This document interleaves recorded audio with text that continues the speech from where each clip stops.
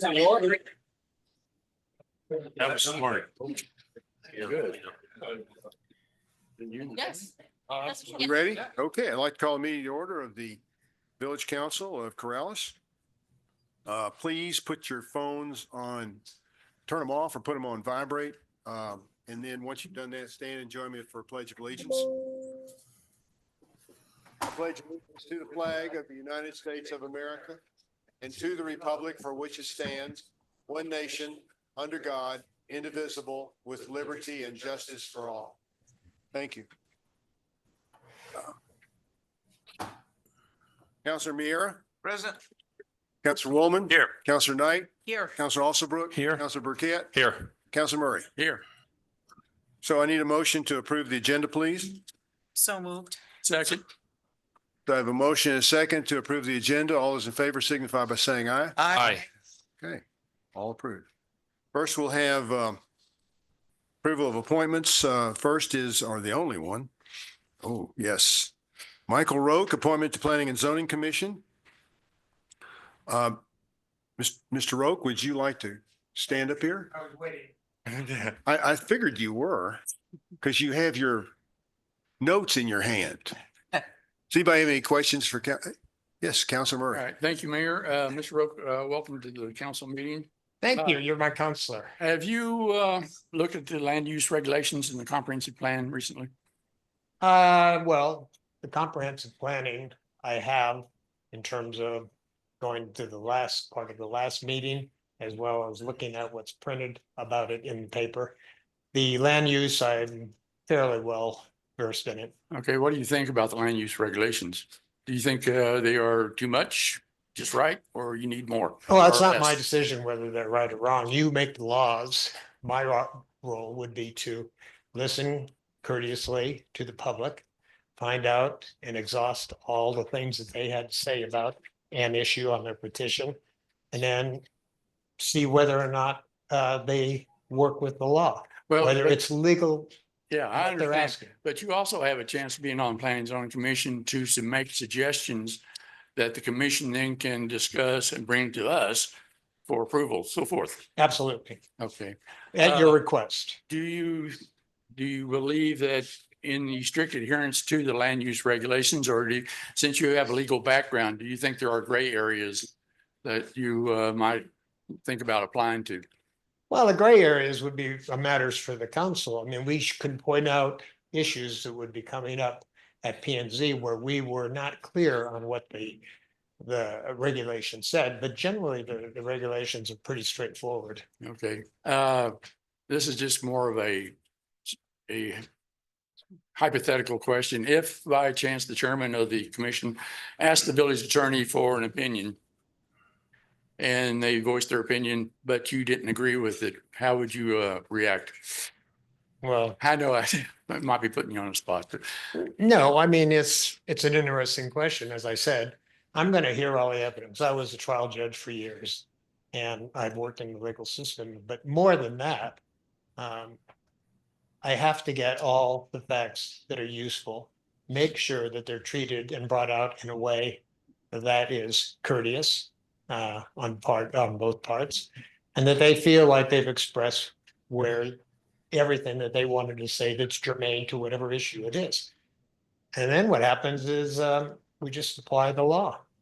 And honestly, something that is also useful is telling the folks then, do you understand why this is not in conformity, or we don't think it's legal? And do you understand what you might have to do should you want to come back if we deny it? okay. So Thanks, that's, Mayor. Okay, anybody else? So can I get a motion to approve? Yes. I motion that we approve Michael Roque for planning and zoning. Do I have a second?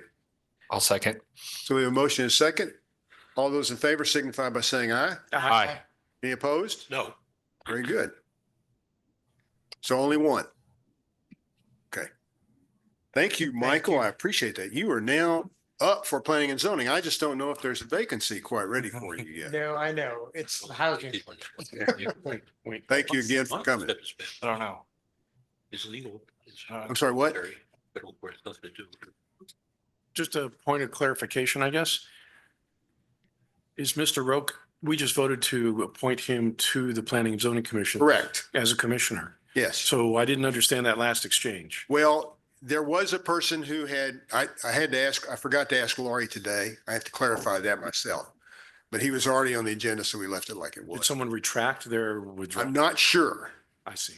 Actually, I do believe the person has resigned, but they just agreed to attend the last commission meeting because otherwise they would not have had a quorum. Okay. So he had planned to He has, leave. so we did have a vacancy after all. Yes. Yeah, that had to be clarified because I was told by another party that they were staying around town. They weren't leaving right. Understood. Thank you. Okay, so now we have a presentation from the Sandia Pueblo Governor, Felix Chavez. Governor Chavez, we really appreciate you coming. Would you like to step up to the dais and pass on what information you have? Yeah. Good evening, everybody. Good evening. Thank you, Mayor Fahey, for Thank you. letting us present our point of view on the Corrales siphon and to update the village of Corrales on the recent term sheet that has been approved by our tribal council along with Middle Rio Grande Conservancy District. You know, it's been a really long process that we've had to go through, but if you would please put my presentation up so I can read. I ran out of my office and then I didn't get a chance to print what I was going to say. But anyway, before we get started, I just wanted to say a few words in our language this evening. Hinomakima Herimba. Nanikoi might be him carry call Shimba, Nuta, where Nuta said, I heard it, but when it either the company and the Federic either the company way, the company way, Sinkum, Yunkum, my some Pimin carry call Shimba. I would have ever sit anyway in the village where I was I did. I would have ever sit anyway. Kaka about the pony, churi, come here. But the bottom might go pretty want to hear it in the period die with the big bamboo die with him, but the habit share on top of where to shoot to I touch my way with the MK call we should. And I'd like to also introduce our Lieutenant Governor Angelo Paisano, our War Chief Good evening. Terrence Sanchez, and our Environment Director. Good evening. Yes. Thank you all for coming. Well, we come with words of encouragement, I guess, this evening. So, so if you hit the next slide. Okay, in 2016, the MRDDC knew the siphon was failing. Everybody knew that. And this is public records, public information that was gathered from the Corrales comment. District did not consult with the Pueblo regarding a new replacement siphon until funding had been obtained. An engineering firm was selected. In 2023, former Governor Paisano was governor at that time. MRDDC requested access to the Pueblo lands to implement replacement of the siphon. Neither the Pueblo or BIA could locate documents indicating the right-of-way existed, allowing a district to work in areas located on Pueblo land. The Pueblo is not able to encumber their trust lands without involvement of the BIA.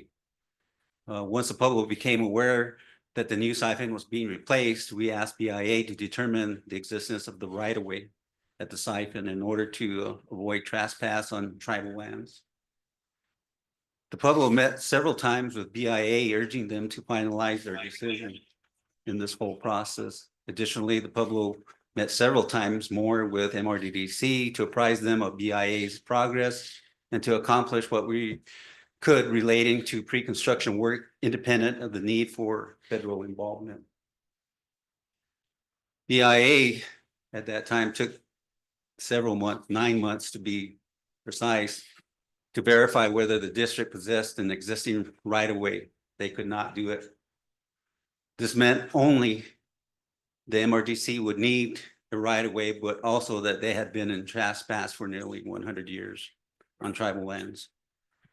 It's unfortunate that BIA took so long, but the Pueblo took measures to speed things along, fully aware of the impact of the siphon's failure on the village of Corrales. The Pueblo was not able to authorize construction, but allowed the process to continue forward.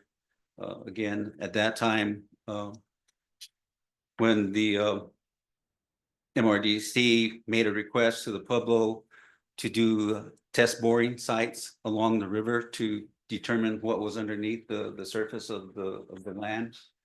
That's what we mean by allowing the progress to continue on. So we were working with MRDDC to try to resolve this issue as time went on. Next slide, please. Let me be clear.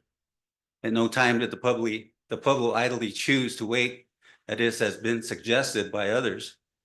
We did, however, insist on a process that clearly identified the issues and legal obligations, and that respected the Pueblo's ability to fully evaluate the situation and find solutions. Once BIA determined that no right-of-way existed for the siphon, we worked diligently with the district to arrive at an agreement settling terms for new right-of-way and for pass. Now that an agreement on key principles has been reached, we are working closely with BIA to allow preliminary construction activities of the new siphon to go forward while the final agreement is formalized and executed in writing. Pueblo will also coordinate with the district's engineering firm and construction contractors to allow access on the Pueblo's side of the river and provide areas for construction materials to be staged. The Pueblo Sandia is an agrarian population at its core. Water is vital to our culture, religion, livelihood, and economic security.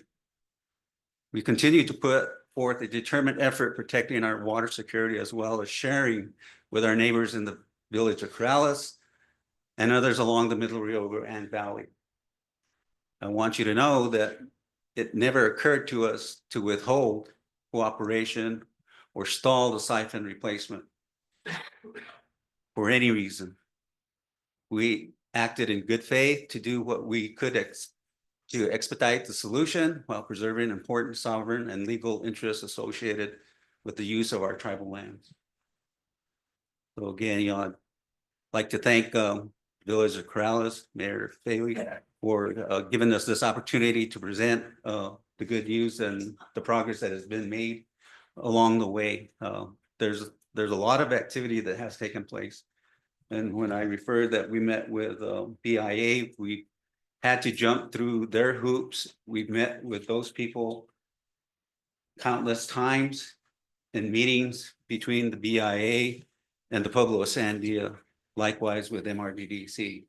Some of those discussions were at times a little tense, but nonetheless, we've managed to make progress on this particular issue and getting the water across the river here to the village of Corrales and along down south to our neighbors in the Middle Rio Grande Valley.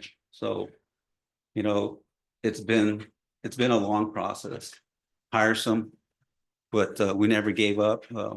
We also reached out to our New Mexico congressional delegation to express our concerns with regard to the siphon and our dealings with the Bureau of Indian Affairs when we couldn't get any movement. So, you know, I'd like to thank those people, you know, Congresswoman Stansberry. We even spoke to Senator Lujan from up north, and then also to Heinrich's office to help us along the way to get movement from BIA. And now we're faced with a different situation because now all of a sudden, you know, the current situation with the federal government, and we have the DOGE cuts that are taking place with all the federal agencies. Kind of we're living in an uncertain time, but nonetheless, we'll still continue to push and make sure that our concerns are addressed by BIA going forward. So along the way, we've had to make those countless meetings and time to meet with them to assure that the paperwork goes through, that the terms and conditions are honored on both sides. And again, I just want to say that the Pueblo of Sandia, we're your neighbor. We're not here to stall anything, but to recognize that we're there. We did nothing wrong. We did nothing wrong. But we're here to continue on with our work. And, I'm glad to report this to you. I reached out to the mayor's office as soon as we got approval from our tribal council. Our tribal council at times was very contentious about certain issues, particularly about trespass. And, I have to hand it to our tribal council because they stood strong. They stood firm in what they believe in. And again, they're my supervisors. I answer to them. So I just wanted to let the village of Corrales know and that things are moving forward. So if there's any comment or questions from. Thank you very much, Governor Chavez. Appreciate that.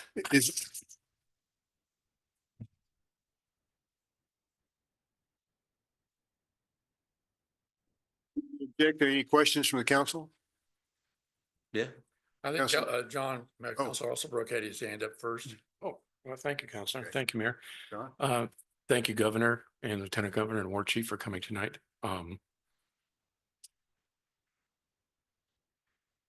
It's sad to hear about your treatment at the hands of other government agencies. I'm glad you found a resolution that works for you. And of course, I think I speak for everyone that we're grateful to continue to have you as a partner. Well, thank you. Appreciate those comments. Council Murray? Thank you. Thank you, Governor Feeks, and your tribal government too. Are you satisfied that there are protections in place so that if the environmental, conditions are changing at the construction site, that there are suitable guardrails in place for protecting your property and any indigenous artifacts that you may come across? Yes, the assessments have been made already. So we're clear with any religious artifacts that might be located in that area, along with impacts to the environment. So we're assured that we're ready to move forward with it. Thank you. Councilor Willman? Yes, thank you, Governor. Can you tell us just briefly where we stand with BIA and what's left before we get a final resolution? If that's something you can share with us, you may not feel comfortable at this point, but. I do know that the document and the key principles that are in the terms and conditions that were sent to BIA are now sitting on the desk of an individual there. Our legal counsel, she knows who this person is, so they've had contact and they've had prior relationships working in other areas, so she's well aware of who that person is. And if we need to, then we can have our legal counsel reach out to that person and find out where the document is in process. Those personal relationships are always critical. Oh, yeah. Yeah, good. Thank you. Councilor Mira? Thank you, Mr. Mayor. Governor Chavez, Lieutenant Governor, congratulations on the hard work that you've done and for your community as well as for the community in the state of New Mexico as a whole. Going forward, and I'm glad you brought it up because certainly it's on all everyone's minds here, but with the Doge situation, with the new administration and so forth, do you think that we're prepared to move forward monetarily? Do you expect us to be able to maybe, are we going to have to be coming up with any kind of different kind of funds or changing the use of the funds in which we have in order to get to the end? In our discussions with Jason Kasuga, the executive director from MRDDC, he did request that we write a letter of support to grant an extension on the funding that was already allocated. So we're willing to do that. We stated that to Mr. Kasuga in our tribal council meeting, that we were willing to do that and to try to move the project along, whatever it's going to take. The rest is up to him to continue on with the funding source. We can only go so far, but we're there to lend our support. Well, thank you, Governor. Again, I'll go ahead. Clarify the funding. Oh, can you come up to the microphone so people on Zoom can hear you, please? Just for recording purposes. That's what I get for opening line. I just wanted to clarify that We the appreciate it. funding is state funding, as far as we understand. So Okay. hopefully Doge and any impacts from the federal government won't be felt on this project. It may have started as federal money, though. That's the problem sometimes. Water Trust Board funding, so hopefully came from state legislature, but I understand what Yeah, that may have, well, we don't know. But thank you guys so much for coming. Really appreciate it. Yeah. Any other questions or comments? I just wanted to finish up by saying, you've done so much and it's now in both of our hands. Is there anything else that we could do to help the situation at this particular point in time? I know there may be other needs, but right now, is there anything else we can do for you as much as you've done working on this project? Make it rain. Well, we still like to keep the lines of communication open. If that's possible going forward, you know, Oh, absolutely. it's always useful to build relationships and try to get support when it's needed. So, you know, that's would be my ask, is to keep the lines of communication open and to work with the Pueblo of Sandia. Absolutely. Absolutely. Thank you. And thank you once again. We appreciate it. I think all the people here appreciate you guys, what you've done. Although it has taken a long time, it's, Yeah. you know, perseverance. Just have to keep moving forward. Yeah. Thank you again. All right.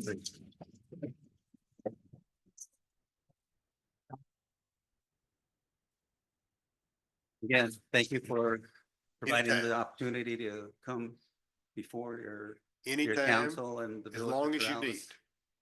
to spread the good news. We got to keep the momentum going, right? Yes, absolutely. All right. You Thanks folks again. have a good evening Oh, you also. Yes. and we'll see you soon. Please be Thank you very safe. much. Thank you. Thank you.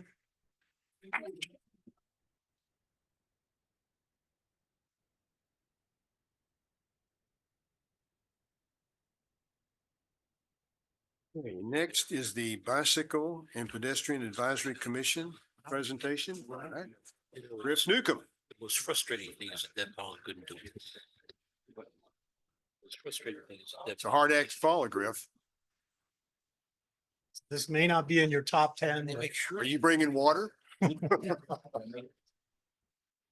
Well, Yeah, just, Mr. Mayor, members of council, thank you so much for Hang on a second till the noise dies down. yeah, just hold on.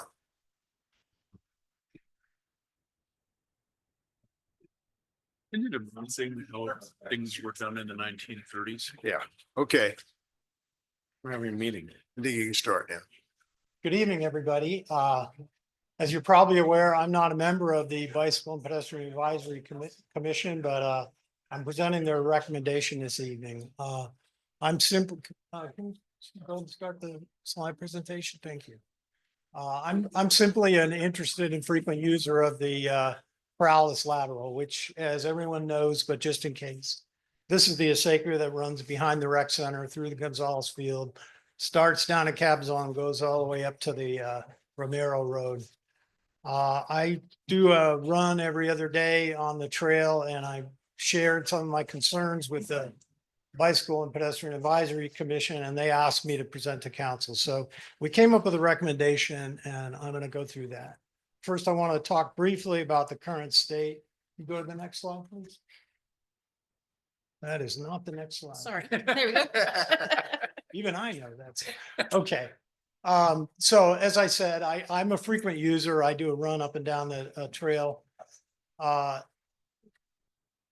experience coming up to the crossroads, and I'm talking about the major crossroads, Valverde, Tenorio, Old Church, El Elantra, Coronado, Meadowlark, the roads that go all the way through from Corrales Road to Loma Larga. When I come up on those roads, of course, I stop and look for traffic, and I frequently see a look of surprise on drivers' faces. So my observation is that the signage that's in place today isn't alerting the drivers to exactly what the hazard is. There's certainly signage there, but it's a little random, and it never identifies that there's a crossing. It identifies that there are groups of pedestrians, cyclists, and equestrians, but it doesn't identify that those individuals are going to be crossing the road. So that, I think, can be confusing for people. And there's no indication of where that crossing is. Now, all of us probably drive this a lot and know exactly where the Corrales lateral is.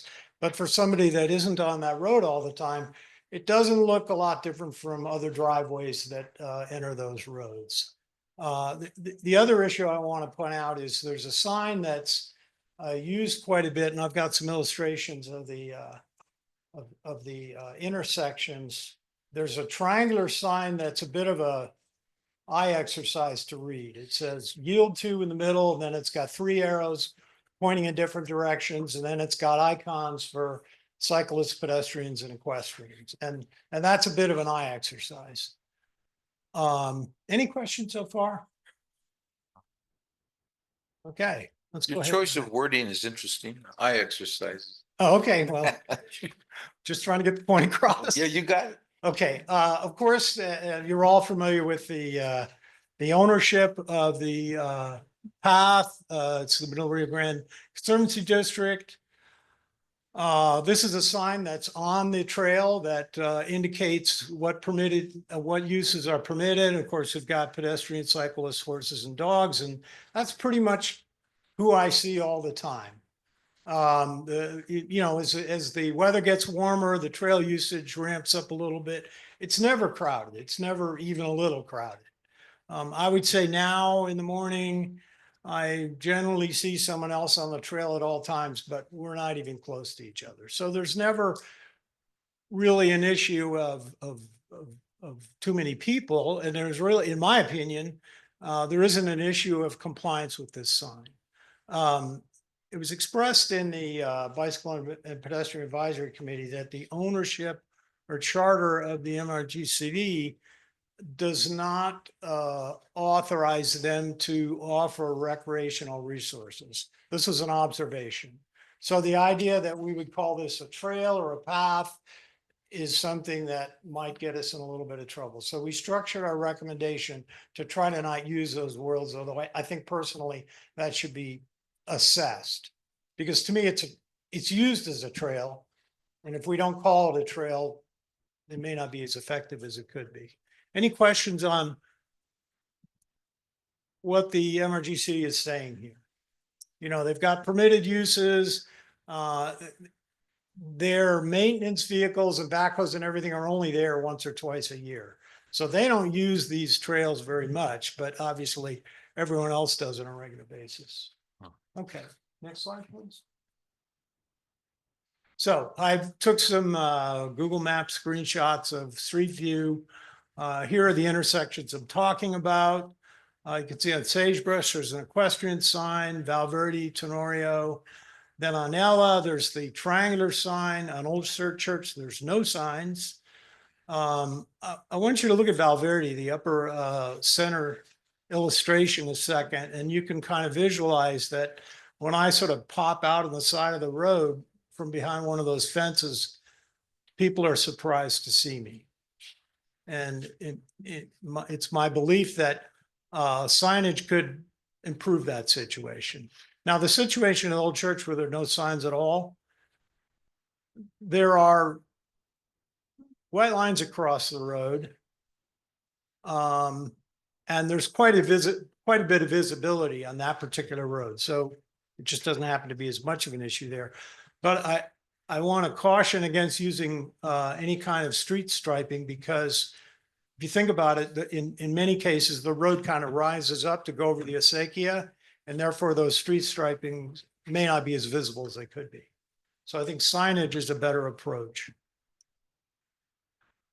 And you can see throughout these illustrations, there's just a lot of variability on the distance of the sign away from the trail, what the sign says, and whether or not there's a sign at all. This is La Entrada, Meadowlark, and Coronado. I wanted to point out on the Coronado illustration, that sign is actually right in the middle of the path. And so just as we're hoping that the driver is looking out for pedestrians, cyclists, and equestrians, they're really doing the eye exercise, trying to read the sign. And it really isn't quite, at least for me as an old person, it's not really quite big enough to really get the point across. So I just, that's to me an issue. Questions? Okay, let's move on. So issues with the current state.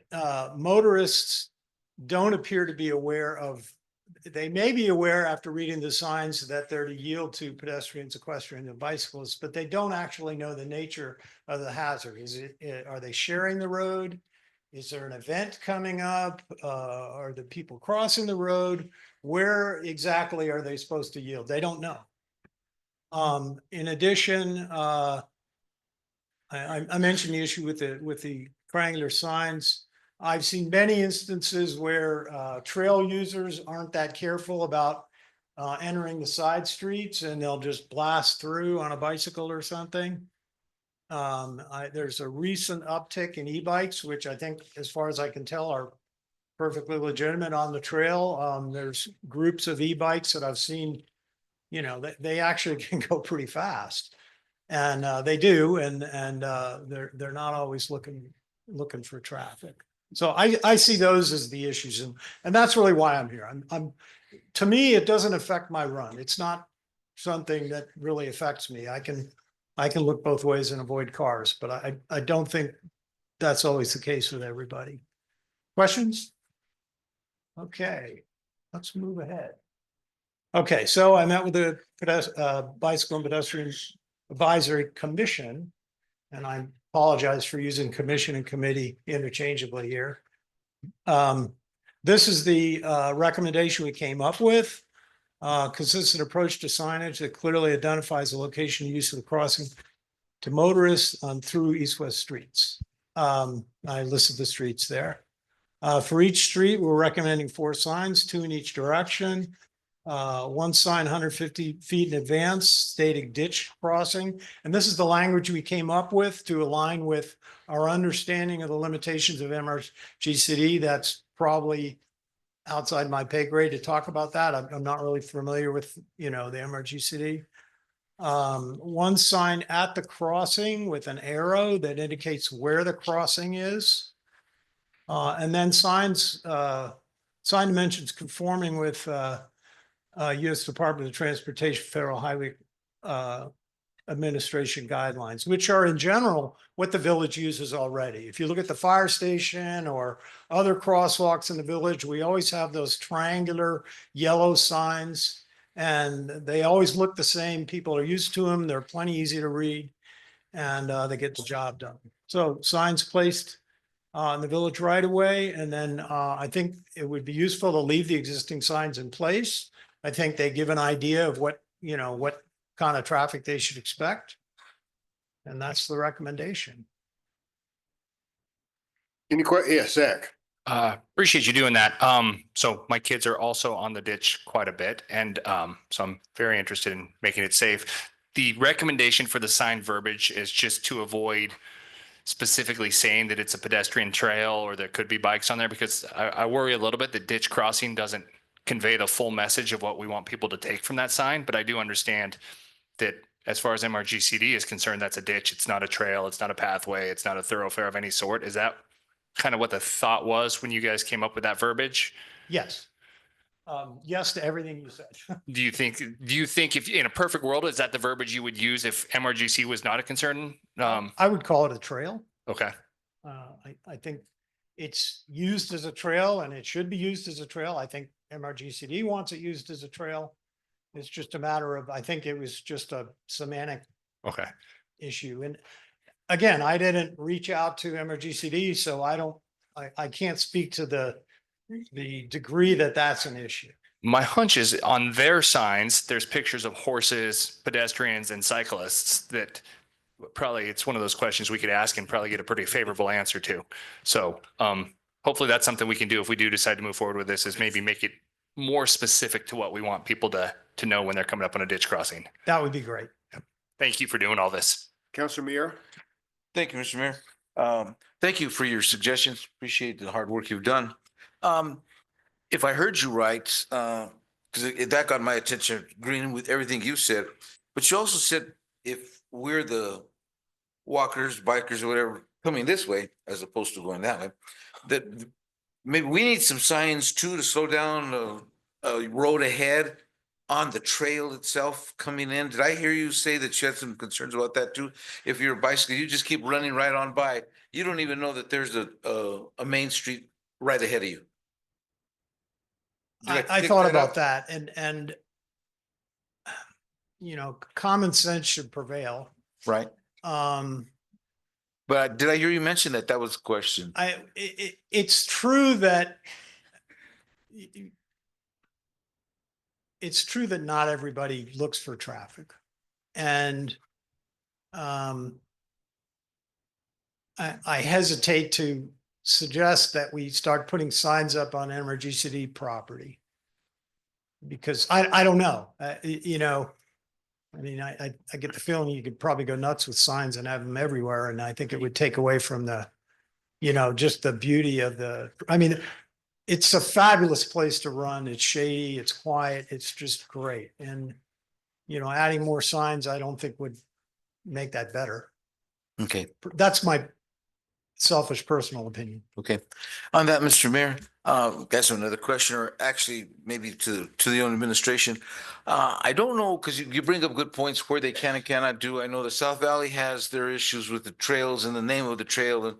But as a legislator, I put in a significant amount of money with regards to, I had trails up and down the District 11 and put in a lot of money, and they put in a whole lot of signage themselves. So I know in Albuquerque, particularly, they do put some signs up. They're putting a whole bunch of new ones up and down Second Street on the big lateral, and they're doing something, they're putting in asphalt and everything else that comes along with the bridges. So, we're assuming that they don't want us to do anything, or have we had that conversation with them?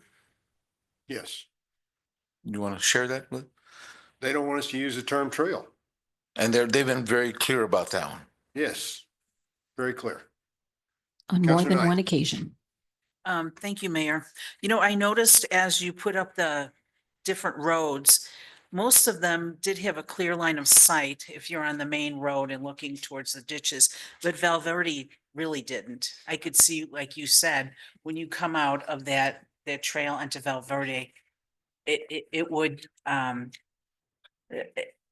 excite a driver because they couldn't see you because of the no line of sight. Can we maybe work on those properties there? We can ask.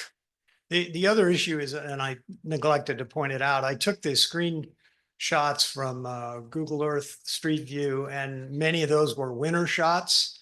If you look at those same streets in the summer, they're much more closed in. In fact, some of those signs are not visible. Some of the signs that are there aren't even visible right now. Occasionally, those are properties that other individuals own, and they may not be interested in you taking down part of their fence or moving it. It's one of the issues that came up on Meadowlark. Right. Councilman Alsterbrook, did you have a question? Yes, thank you, Mayor. And this, Griff, this may not be for you, it might be for Public Works. I don't know if Steve's here tonight or maybe in the chief, fire chief. But regarding the inability to, road striping or across doesn't necessarily help because it's not always visible because it's usually a little bit elevated from the rest of the road.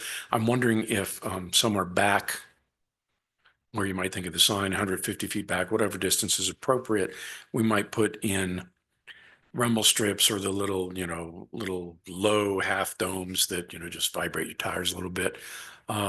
Just as an audible warning while you're driving, and depending on how bad your car is, a shaking warning too, about something's coming up that you need to pay attention to. And just wondered if that's even feasible for us to do, to think about. I certainly haven't researched it. I just thought of it while I was sitting here. Okay. Anyone else? So I walk quite frequently on the ditch as well as on Corrales Road. And it hasn't been an issue for me and the people I walk next to. I maybe you have a better history of issues that have come up for other individuals besides yourself. I'm just not aware of anything. Is Chief Manji-Cap here? Chief, are you aware of any issues that have come up with bicyclists or pedestrians on what would actually be the agricultural access to the ditches? Mayor, Council, no, we haven't received any complaints. One of the issues is like you said, the signage, and I don't know where we strike that balance. Do we want signs all over the place, or do we want to keep it natural, right? And so when we are out there, and fire patrol's out there quite a bit, and we do try and engage in educational encounters. Our officers will go out in an OHV, and then we get complaints about them being out there in a motorized vehicle. It's sort of a lose-lose situation, but like I said, it's a matter of trying to strike and maintain a decent balance between educational encounters, proper use. We have not issued any citations for violations with respect to these things.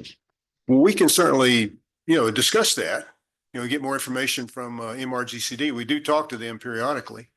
Thank you. And we do have a committee that's formed, I believe, a trail committee that was formed. It seems like SCAFCA was on it for a while, or at least as I remember. I don't think that board is still in. It's not working anymore? Okay, Councilor Murray, do you have something? Well, just a comment, because on my road, Uva, it's not a through road, but there's enough vegetation coming up to the acequia that I've obviously run across where high school students are running or, training on the lateral. And there's times when it's been kind of iffy, about being able to see that.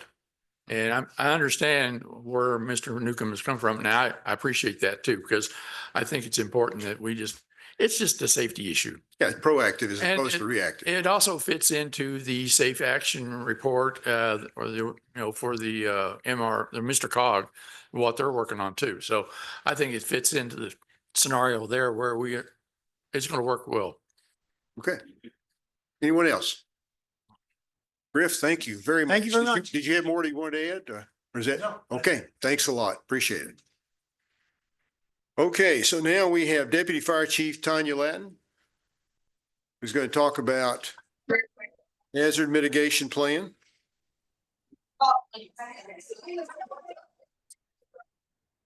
Hey. Nothing, just came to watch a game. What about you? I heard some, Yeah, that was somebody on Zoom. I just muted them. okay. Thank you, Mayor, Council, Administrator Curry. Melanie is working on getting the slides up. What today is about is the kickoff. So every 5 years, we're supposed to do a hazard mitigation plan. For the last 30 years, we've always done it with Sandoval County. It's an expensive plan. So all the municipalities within Sandoval County and some tribal agencies as well get together and we update our hazard mitigation plan. In 2019, we did not do it with a contractor. We actually did it as a group and did all the work and input ourselves. And we actually passed FEMA with one major change, which is wonderful. So this is just an update, not a complete plan rewrite. But we're supposed to go over with council and citizens on what it is, because we'll be going out to department heads and having public meetings and open and public comment stuff coming up. So next slide. Hazard mitigation plan is really a plan where we look at what kind of natural disasters are going to impact us: flooding, wildfire, drought, heat, winter storms, cold temperatures, snow, ice. We look at all those natural disasters. We rank what we think are going to impact us the most based on the likelihood, but also based on our preparedness and how they could cause damage within the village. We want to reduce the impact by coming up with ideas, activities, laws, and rules to limit the impact. One of those laws would be new properties must have a grading and drainage plan to maintain their water within their own property. You guys have one where we don't build on certain size slopes, those kind of things. So we work with all the departments. And then that successful mitigation plan gives us an implementation on how to work on limit these. It reduces our response times, it speeds recovery, and makes us become more resilient. So that is what we're going to be working on, a brief overview. The next slide shows some examples of natural hazard mitigation. This slide was put together for all of the Sandoval County entities to use. Salsey Basin isn't up there, but Salsey Basin was a hazard mitigation grant. We had the flooding. We knew there were some issues up there. So we went out, we got some money to work on that. But you can see riprap to slow down. They put in these chains on this one because what was happening is when they would have flooding, the trees and the boulders would get sucked into the culvert and block it, not let it work. So they'd put the chains in, and they do have to go clean them out. We've done some hazard mitigation where we've added riprap to roads. We've increased pond size. SCAFCA did their Arroyo Safety Coloring Book one year. Wildfire Season in New Mexico is a publication that we can all use. So we base our hazard mitigation stuff, but those are some of the things we can do. Next. So each entity looks at their own hazards. We identify them, we analyze our risks, and then we make priorities. It is a collaborative multi-planning team event. And when I say multi-planning team, it's all the agencies. But when I start all of this, I reach out to Lori. What are you seeing? What are your goals? What do we need to change? I reach out to the fire chief and he says, I'd really like a WUI fire ordinance to help protect us from having wildland urban interface fires. I reach out to Public Works and see what are you finding. We reach out to the governing body. We have meetings and see what you guys are seeing and hearing that we need to add to the hazard mitigation plan. The other reason, this is a plan. It is just a plan. It does not require implementation. It does not require dollars, but we do. Corrales has always been very good about going through our plan. We put realistic goals and we look at them to make them become reality. It also has to be adopted, just like the Community Wildfire Protection Plan, which only deals with wildfire. If you want federal dollars, they need to be in the plan. You've got to have a plan to apply for most of these federal grants, to get FEMA hazard mitigation money, all of that. So we try to really catch everything in the plan that we can. This plan gets approved. We do the plan then goes up to FEMA. FEMA reviews it. They say yes, no, yes, no. And then it comes back to each governing body and you all also sign off on it, just like in 2019 when we did our last update, which was actually a full plan rewrite. Next slide.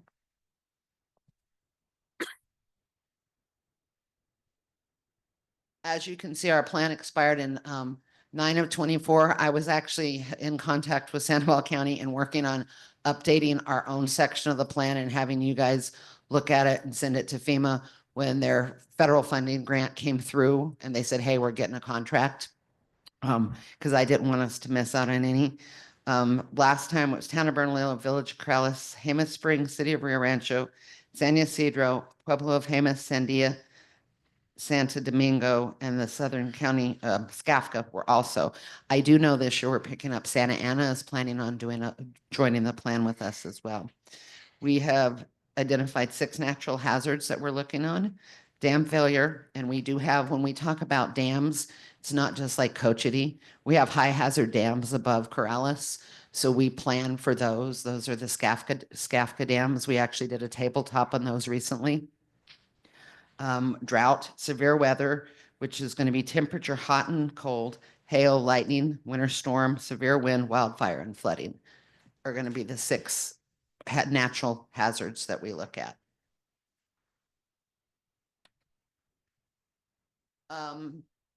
I think, and I believe we're also, I've talked to them about maybe adding earthquake. We'll see how it goes through. I am the primary point of contact for this. It makes it easier. So Lori isn't having to call the planning team that writes this. I'm the primary point of contact. We run everything through me. And then that gets sent up to the writers of this. And then when they make a suggestion or they word it, then I send it back to Lori if it was her, hey, is this what you were meaning? Is this correct? We will definitely be having input from the community and be holding community meetings just like we did for the CWPP. Next. So we already had our kickoff meeting. We're now in the planning process. We will be meeting now through October. I think my next meeting is June 2nd or 3rd. We will be starting to get our community stakeholder and public input. We will do vulnerability, which where we rate what we think are our biggest hazards in Corrales. We will do a mitigation survey. We will then publish the draft and ask for public comment on the draft. The CWPP, one of the public comments was when we listed what the issue was, and they want you to put possible funding sources, too many acronyms. So they wanted acronyms spelled out. So that's already something that I'll have in my mind to make sure we don't have a ton of acronyms. If we do, maybe an index that says what they are. And then we'll bring it to hope to send it to FEMA between February and April. And then bring it back to council, hopefully next year in June. I'll be happy to answer any questions. So for those who don't know, the Lori she keeps talking about is Laurie Stout, our planning and zoning administrator, who's also the floodplain manager. Yeah. Any questions? Councilor Murray. Thank you. Thank you, Tanya. I appreciate this. Are you also looking at the Bosque then, up and down the river? Absolutely. That's wildfire has always been Corrales's top issue, and the Bosque is always in there. Yeah. Even of every plan since I've been a part of. I mean, Mayor Fahey and myself and the Bosque Commission members, we walked that about a month ago or so. And it's really amazing how dry and how much dead and down is there that needs to be cleaned out. And I understand the chief is working on and trying to get money, to do that. But is there any chance also that maybe we could use the drones to put up and take video of that and show maybe to the extent how bad it is? Well, we do have our own drone and we do have a licensed drone pilot. I can ask if they'd put that in. They usually won't put video in, but they do put pictures, and they know our Bosque is considered a high hazard. We just closed out our last state grant for $80,000 for the whole length for the tow and the 20 feet in cleaning.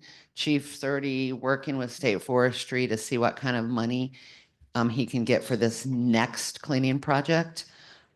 We'll always take more money for cleaning the Bosque, but it's a balance also. Yeah, I just think that, even with the video, you could probably take snapshots out of it. But I think the aerial view would be a real enhancement to maybe what you're working on. No, it's a great idea. Thank you. Mayor.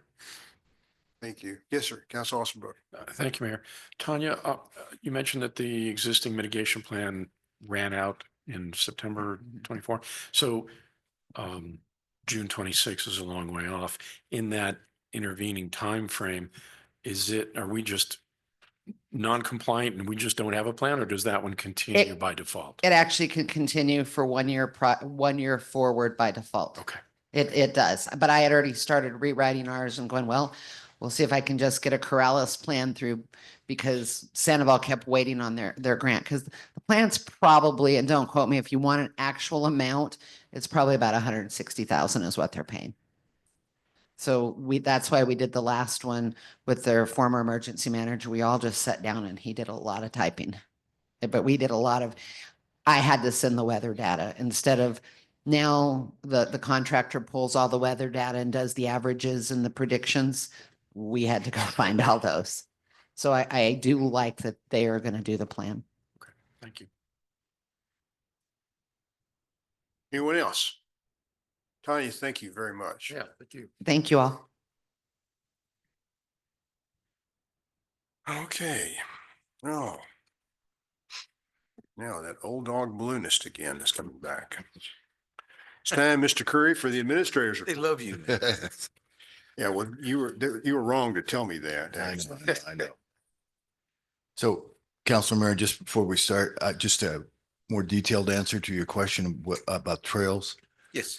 We had a long discussion with the Conservancy District probably about 3 or 4 years ago. It went on for quite a while. It started because of the JPA that we were developing for the interior drain. And during that discussion, they made it very clear that we could use the trails, but they didn't want them to be called the trails because of 2 reasons primarily. One, the trails are not designed for recreational purposes. Therefore, their insurance doesn't look at them as recreation. The other reason is there are several right of ways that join with private property. And that causes another concern about the ownership. If there was some sort of accident, who would be liable? So they're there. People can go out, people go out and do what they do.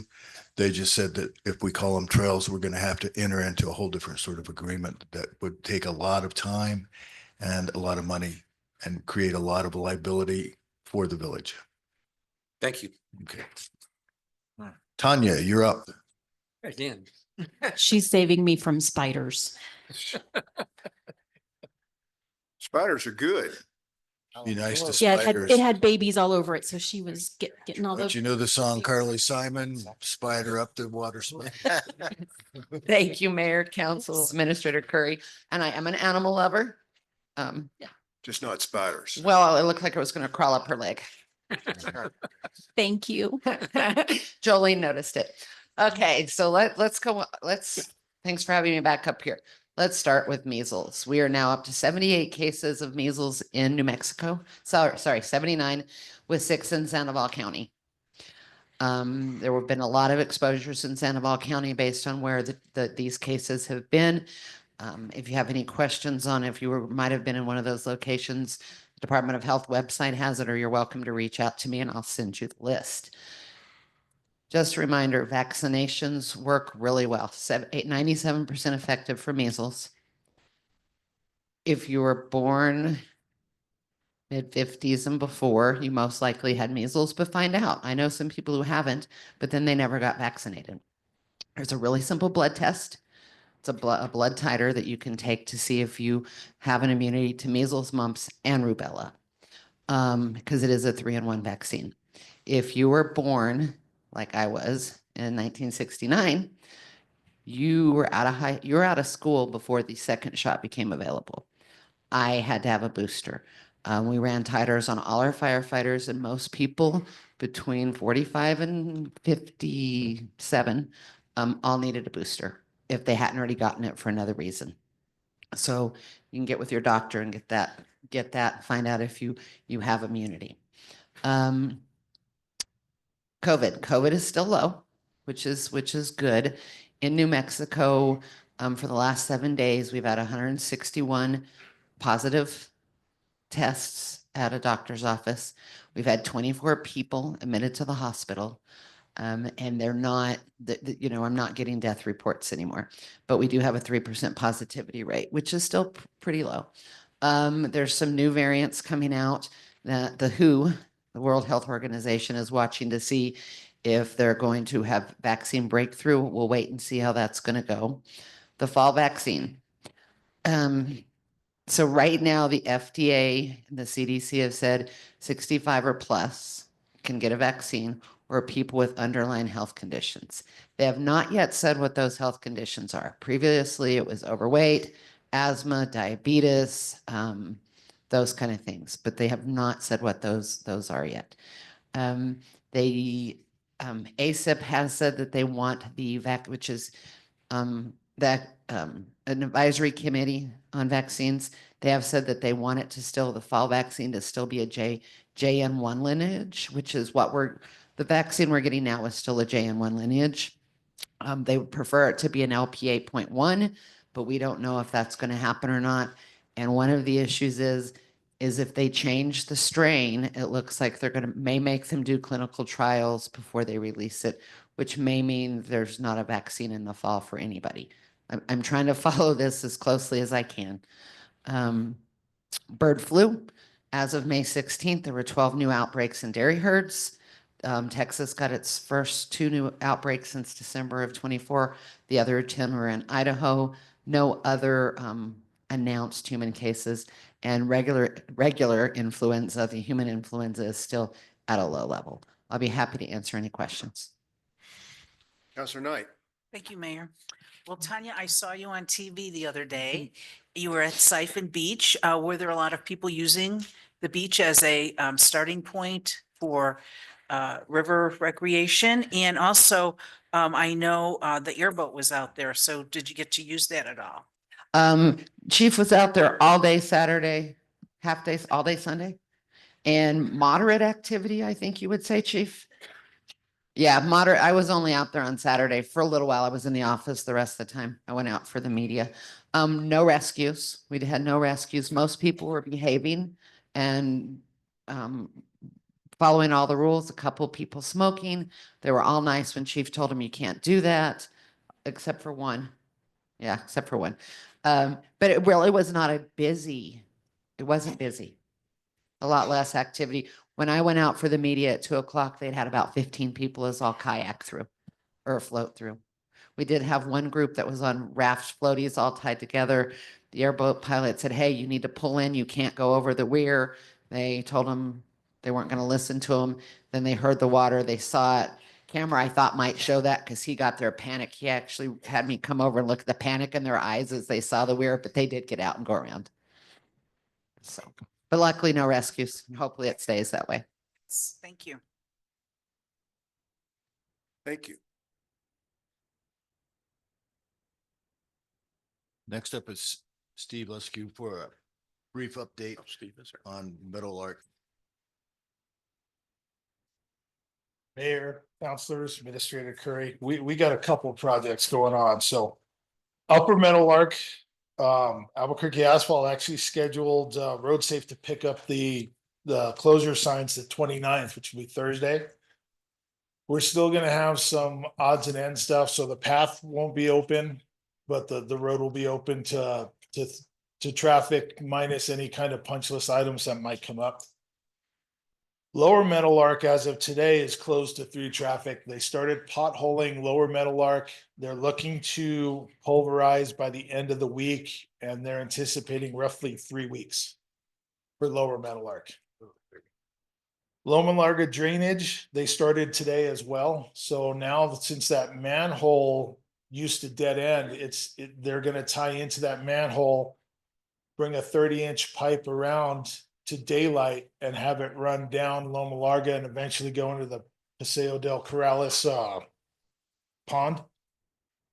And lastly, Loma Larga fog seal. The only thing they're missing is the bike path stencils because they didn't have the correct stencils. So that should be put in by the end of the week. And just for the record, we did not change any striping as far as distances. We went over exactly what was there before because there was some concern that we had changed the bike path, but we did not change any of the striping. Any questions? Councilor Murray. Thank you, Mayor. Steve, I saw on Facebook where Champ had reported that horses might be having difficulty crossing the slurry seal because it's slick. Is there any chance, I mean, was there anything that could be done about that? I started to look into some signage and I haven't seen any signage that would indicate something like that. And I think it's just gonna, I don't know what we could do about that other than just a little bit of time and as the oil wears off a little bit, but I'm not really aware of anything we can do to correct it or make it less slick. So how's the traction in wet weather? Is it going to be about the same as what was previously down? You know, it shouldn't be much at all. There might be some residual on the top, but it said within 4 hours you could drive on it within, I think it was 24 to 36 hours, especially in the heat, that it was fully cured. So if there is, it would be very minimal. Okay. Thank you, Mayor. Sure. Anyone else? Just a follow. Excuse me, Just a can follow. I make a comment? Councilor Alsabrook, go ahead. Thank you, Mayor. Just to follow up to Councilor Murray, I appreciate your optimism about wet weather. Well, I'm crossing my fingers for, hey, you gotta stay positive about these things. Yes, sir. Thank you. Thank you, Steve. Mayor, could you just address on Zoom that this is not the time for public comment? Oh, this is not the time. Public comment will be coming up after the administrator's report.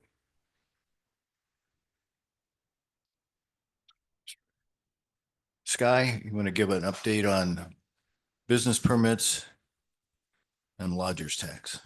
Sure. Thank you, Mayor, Council, and Administrator Curry. I'm going to start with lodger's tax. So currently in our lodger's tax fund, we have $33,809.83. We paid out in this fiscal year, we've paid out $15,894.46 to different organizations requesting lodger's tax funds. As far as business licenses, we have 71 new business licenses for 2025. 23 of those are located in the village. 48 of those are coming in to do business in the village. Out of those 71, 31 of those are construction and services like construction, plumbing, roofing, fencing, those kinds of services. 14 were artists and crafters. We picked up quite a few from Art in the Park and Viva Corrales. 15 were health and wellness. Also, again, Viva Corrales, we picked up quite a few from there. 4 food trucks, and then 7 were miscellaneous. We had 1 short-term rental and then a couple of miscellaneous businesses in there. So that is where we are sitting as of today. Anybody have any questions? Any questions, council? Yes, sir. Councilor Murray. Thank you, Mayor. Sky, do we have a list somewhere of these contractors that maybe through Main Street that can be, for people to purview and say, they're looking for somebody? We do. I have a master list. I have actually quite a few people will email me and ask me, could you send me a list of all the massage therapists? So I go through my list and I'll make a spreadsheet just for that. But we also have something at Village Hall. It's a take a card, leave a card business card program. And it's for people that have business licenses in our village. And they leave their cards, and a lot of times someone will come in and say, oh, could you recommend a roofer? And we'll recommend them to that list because there's lots of cards out there for people to pick up. But we do have quite a few people will contact me and say, oh, I need a food truck for this event, or, is this food truck licensed? Can I use this food truck? And so I have all those master sheets. Okay, thank you. Anyone else? Okay.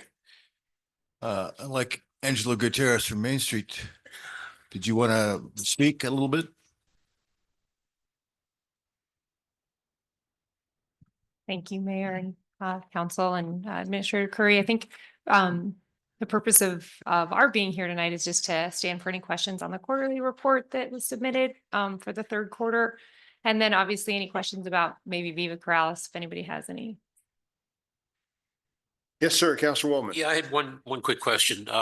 In your area where you talk about vacant commercial properties and you work with things, twice you mentioned locomotive. And I happened to pass a sign tonight on the way in from some construction going. Can you give us some insight as to what's happening there? I actually don't have anything confirmed that I can share. Obviously there's some activity over there. It's exciting to see some cleanup going on, but I don't have anything that I can actually share that is verified, but I certainly will if the time is there. So Do we know what the time frame looks like? I actually don't. I really don't. I wish I had something more exciting to say, but we just kind of heard a few little things, but I don't know if anything's accurate, and I certainly don't want to say anything if it's not. So, Great, thank you. yeah. Yes, sir. Council Murray. Thank you, Mayor. So in some of your reports, you have a status of, and you say no change. Yeah. Do you anticipate a change maybe within the next quarter? Because I mean, if it's just saying no change after Yeah. quarter after quarter. Yeah. Sure. Is there a specific thing you're asking about? This is, one I'm looking at is, it's number 3 on, well, let's see if they got a page number here.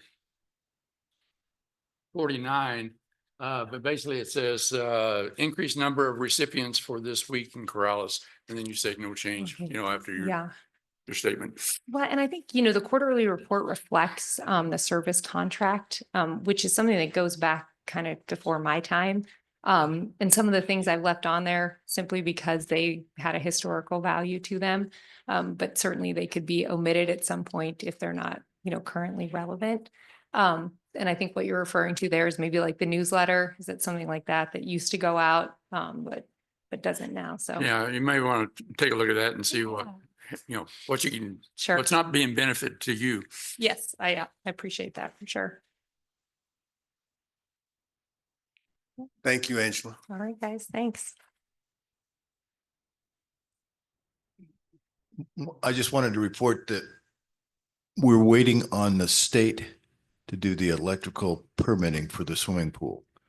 So Lynn has had to cancel one event for the 5th grade graduating class from Corrales Elementary because we don't have the permit. And as soon as we get the permit from the electrical, we'll open. He's been approved by NMED for the swimming pool itself. The filters have come in, they're installed, they're in good shape. The pools looks good, but until we get that electrical permit, we can't start. Lynn can't start. Lifeguards are hired, and he's, the contractor was required to get the permit from the state, and so Lynn is pushing him vigorously every hour, I would say. Sometimes you have to. Yeah. So, and the last little thing, a little factoid that Chief Martinez pointed out this morning in a meeting, that Corrales is the proud owner of over 60 hydrants in our village, which is a big number. Yeah.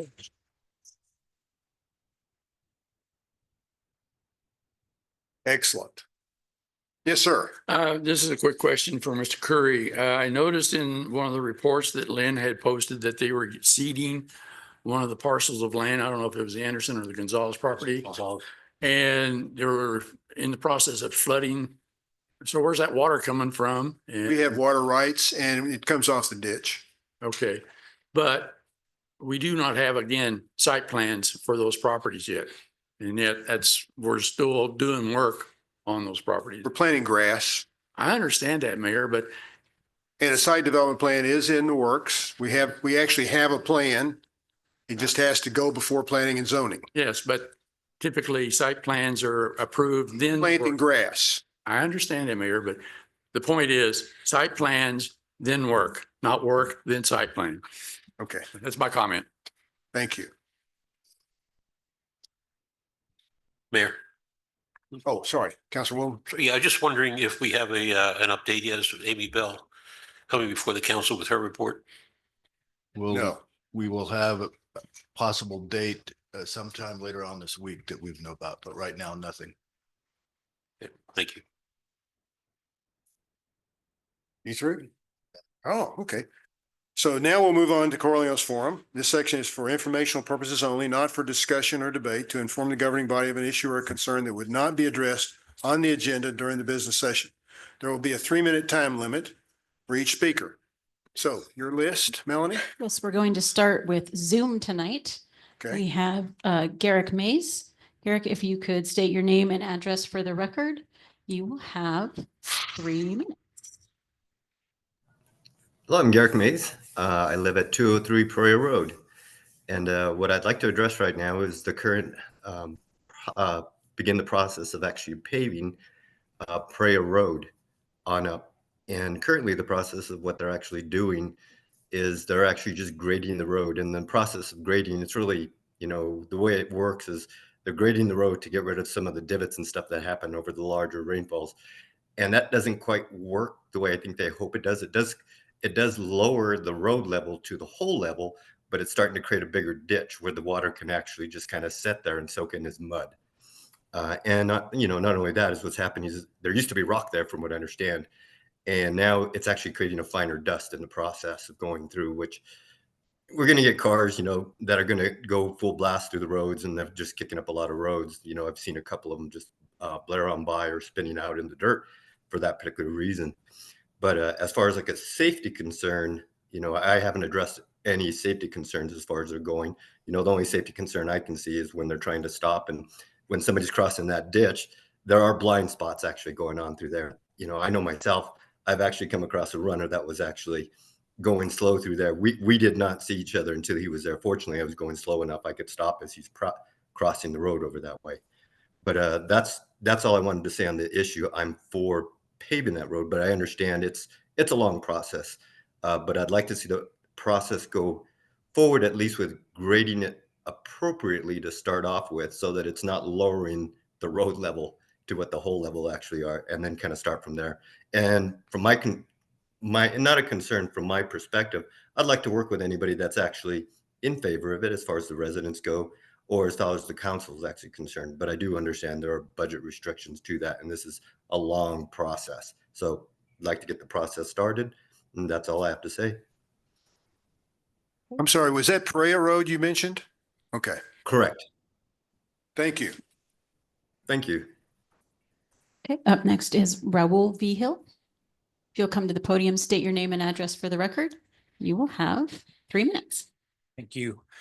Thank you for letting me speak. My name is Raul Vigil. I live at 35 North Feliz Perea Road, and I'm basically here to talk about the same thing about Perea Road.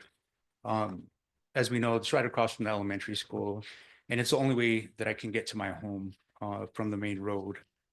As an officer with 22 years of experience throughout my career, I've seen firsthand how road conditions can impact safety, response times, and community well-being. With that experience in mind, I'm here tonight to speak about the serious need to pave our residential road, which remains unpaved, and in my opinion, and I think in a lot of others, very unsafe. We're dealing with more than just an inconvenience.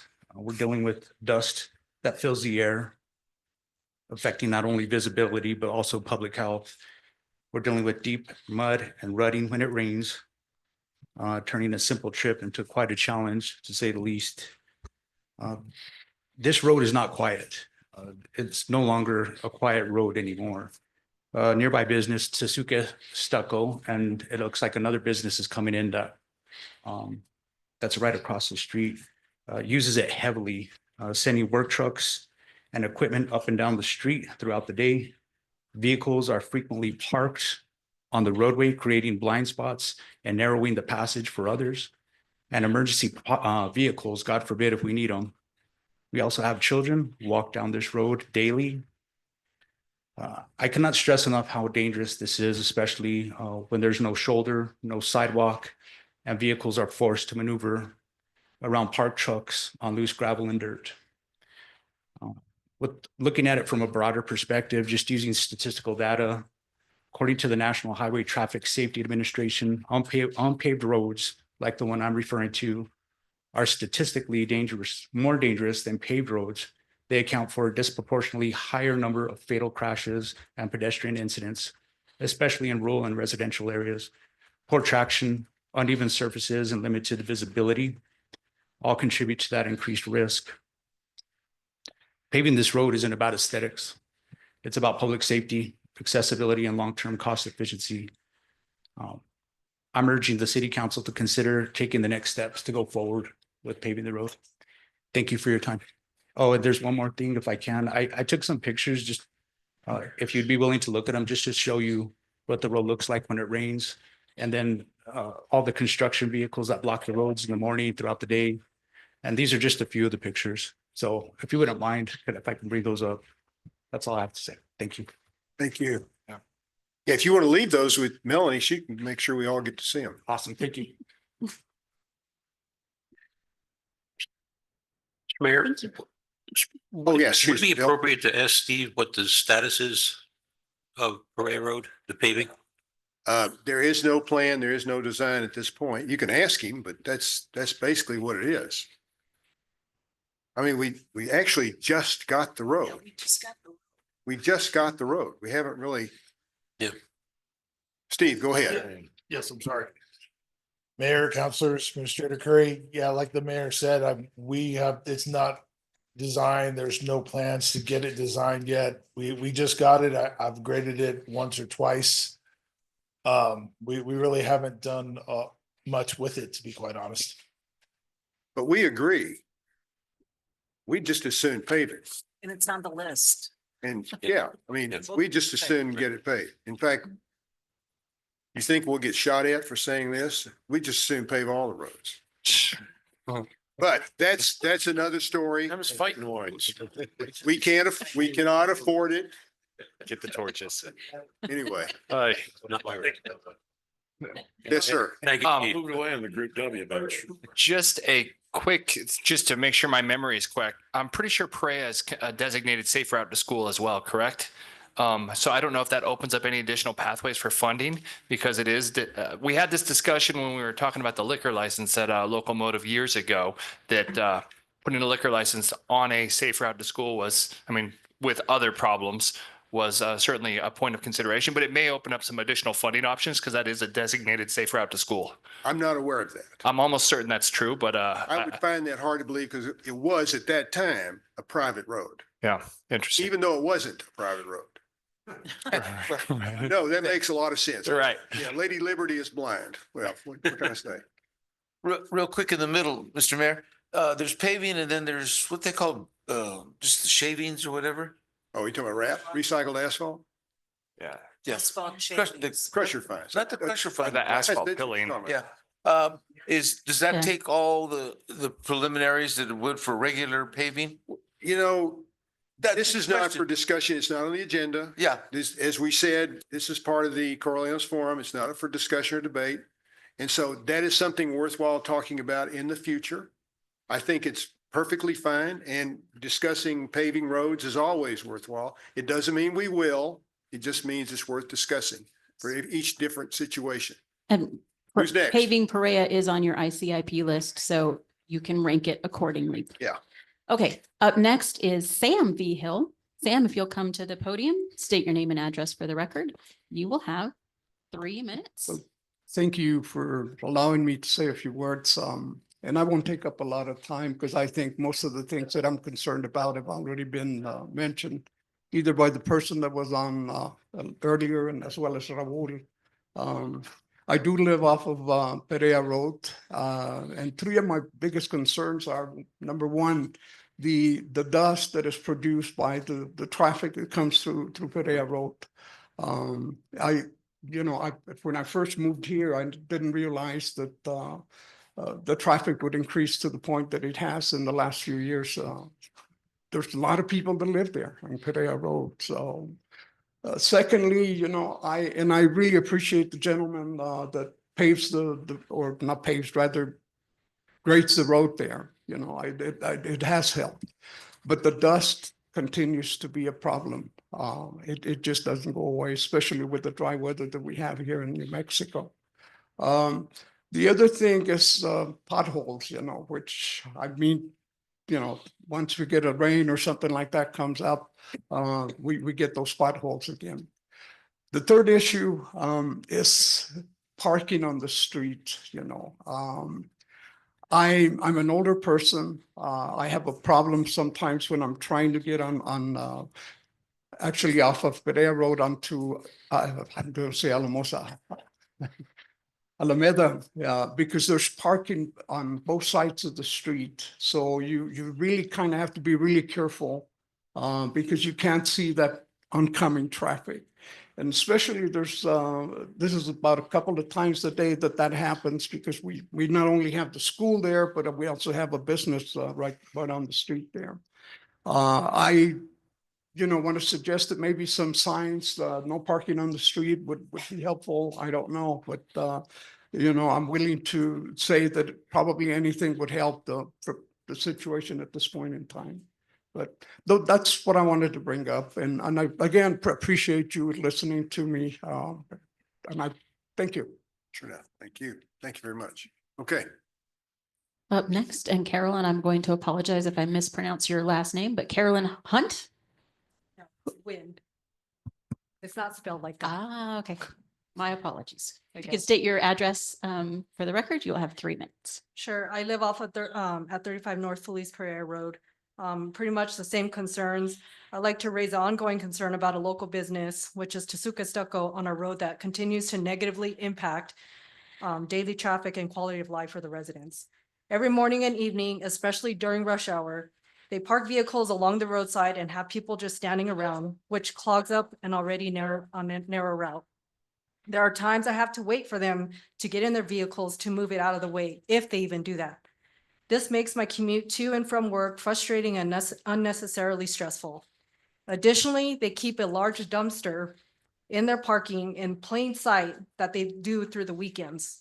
It's an eyesore and it sits there without any consideration for the appearance or upkeep of our neighborhood. It's not just about aesthetics. This business is clearly inconsiderate of the residents who live here year round. The extra traffic and constant use are also wearing down our roads much faster than normal. What's more frustrating is that there's always a police unit parked near that intersection, and that officer is either just sitting in his unit or ignores our request to do anything about it. We're constantly told that they can't do anything about it. Under New Mexico State Statute 667-351, it is unlawful to stop, stand, or park a vehicle in the specified places, including within 30 feet upon their approach to any flashing beacon, stop sign, or traffic control. We all deserve a safe, clean, and accessible neighborhood. I'm asking for this issue to be addressed seriously and before it gets any worse. As it appears, there's another business about to go up, and just today, they had their fence wide open that I couldn't even get through, and they had clear disregard for any of us going through that neighborhood. Thank you. Up next is Bob Eichhorst. Bob, if you'll state your name and address for the record, you will have 3 minutes.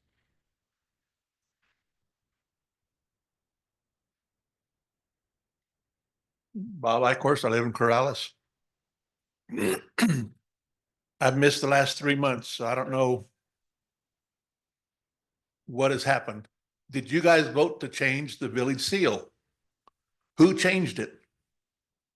The sign across the road and the top of this sheet of paper is changed. We were incorporated in 1971. Some of you were here and voted for it in 1971. I did. Very few of you, I don't know if anybody on council was here, you have usurped 221 years of history to put it on that sign and to change the village seal. Did it come up for a vote? Did you guys vote on it? How did you change the village seal? It's still the old church, isn't it? Yes, but you changed the verbiage. You put down founding date circa 1750. It was supposed to be incorporated in 1971. That's when we voted. I wasn't here in 1750. Somebody changed it. Did it go through council? Who approved the change? Not aware of that. Well, somebody down below changed it because it got changed on the paper. It got changed on that sign across the road. That is the village seal. We are proud of it. We voted for it. We worked hard so that Albuquerque wouldn't come in here with all their ordinances. And now we've got all the same ordinances that Albuquerque was going to pass on us anyway.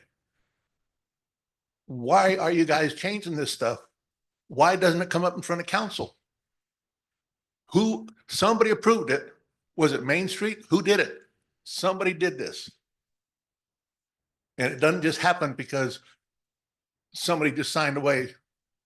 Somebody did it intentionally. I've still got a minute.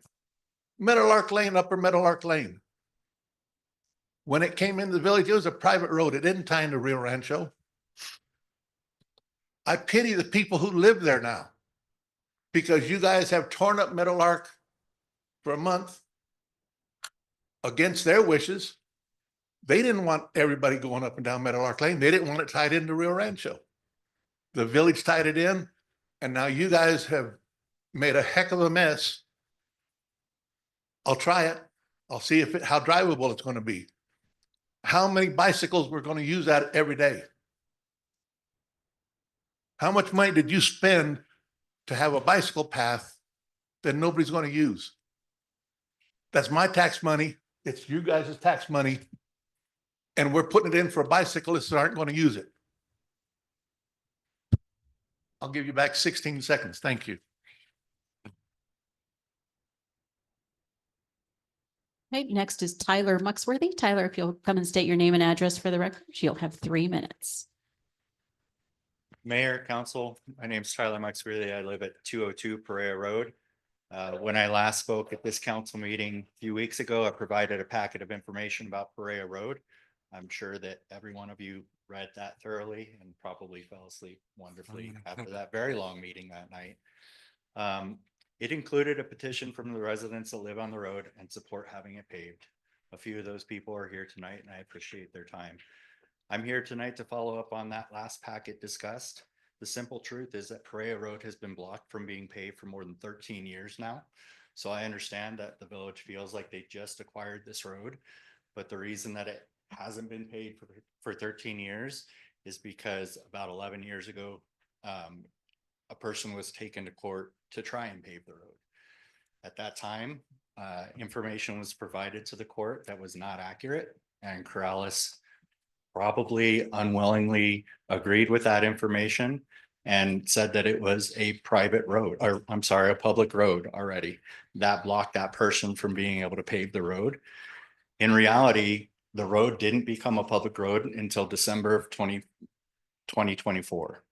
So yes, Corrales did just get that road to be a public road, but for 11 years, we were under the guise that it was a public road and that it should have been maintained by Corrales, that police should have been enforcing things on that road, and that it should have been taken care of with appropriate signage. That hasn't happened. So 13 years now, we've been trying to get this done. I'm very happy to see the people here tonight talking about this. For 3 years now, I've very actively tried to work directly with Corrales, asking everybody I can think of to understand the process to get the road paved. And I think anybody that I've worked with here in Corrales would admit that. I've been polite and pleasant, but kindness doesn't mean that you're weak.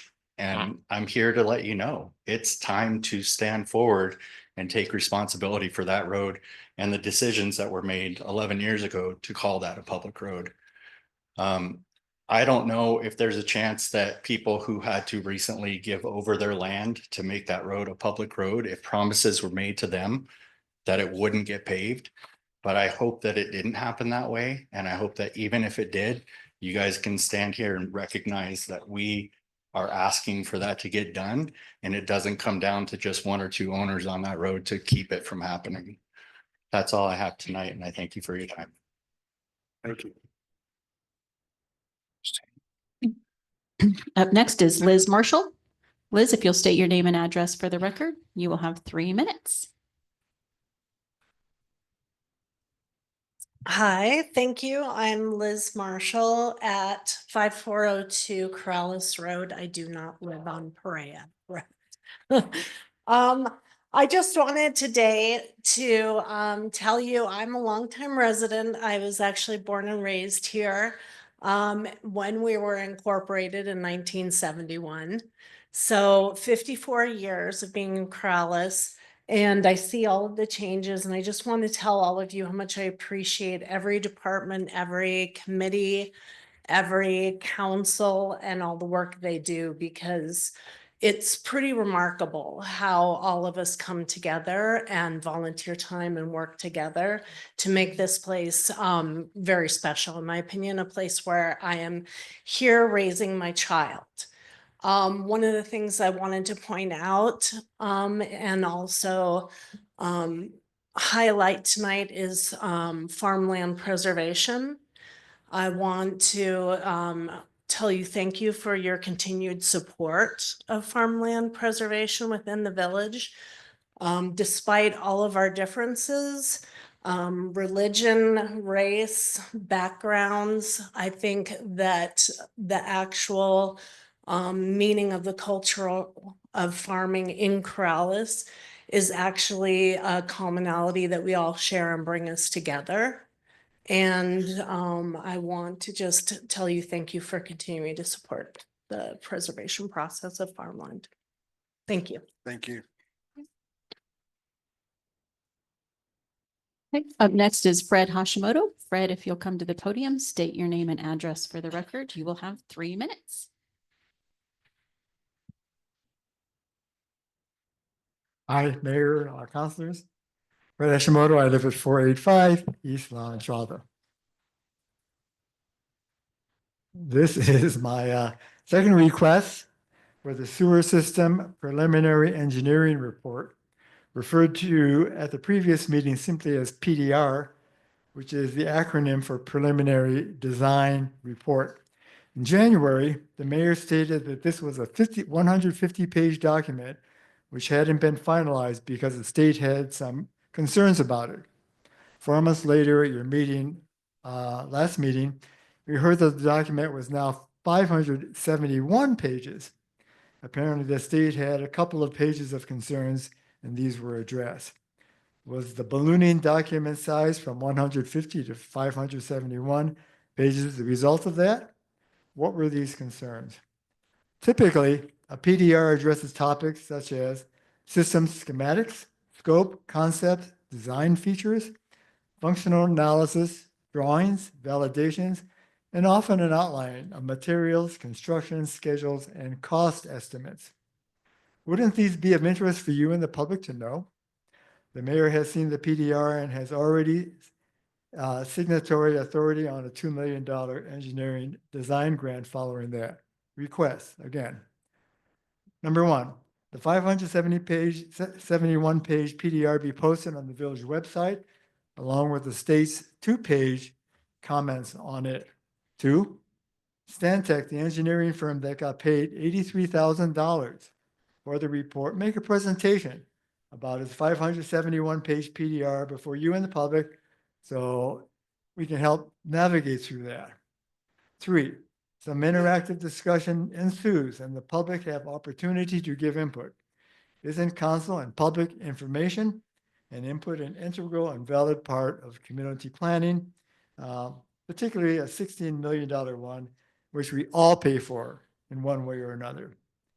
Let's please have this planning process for a possible sewer system out in the open. A lot of information has been gathered on it that you and the public would like to know. Let's not sweep it under the carpet, out of sight and out of mind. Thank you. Okay. And next is Monette Pardon Lopez. Monette. Oh, okay, that's okay. All right, then that's everyone, Mayor.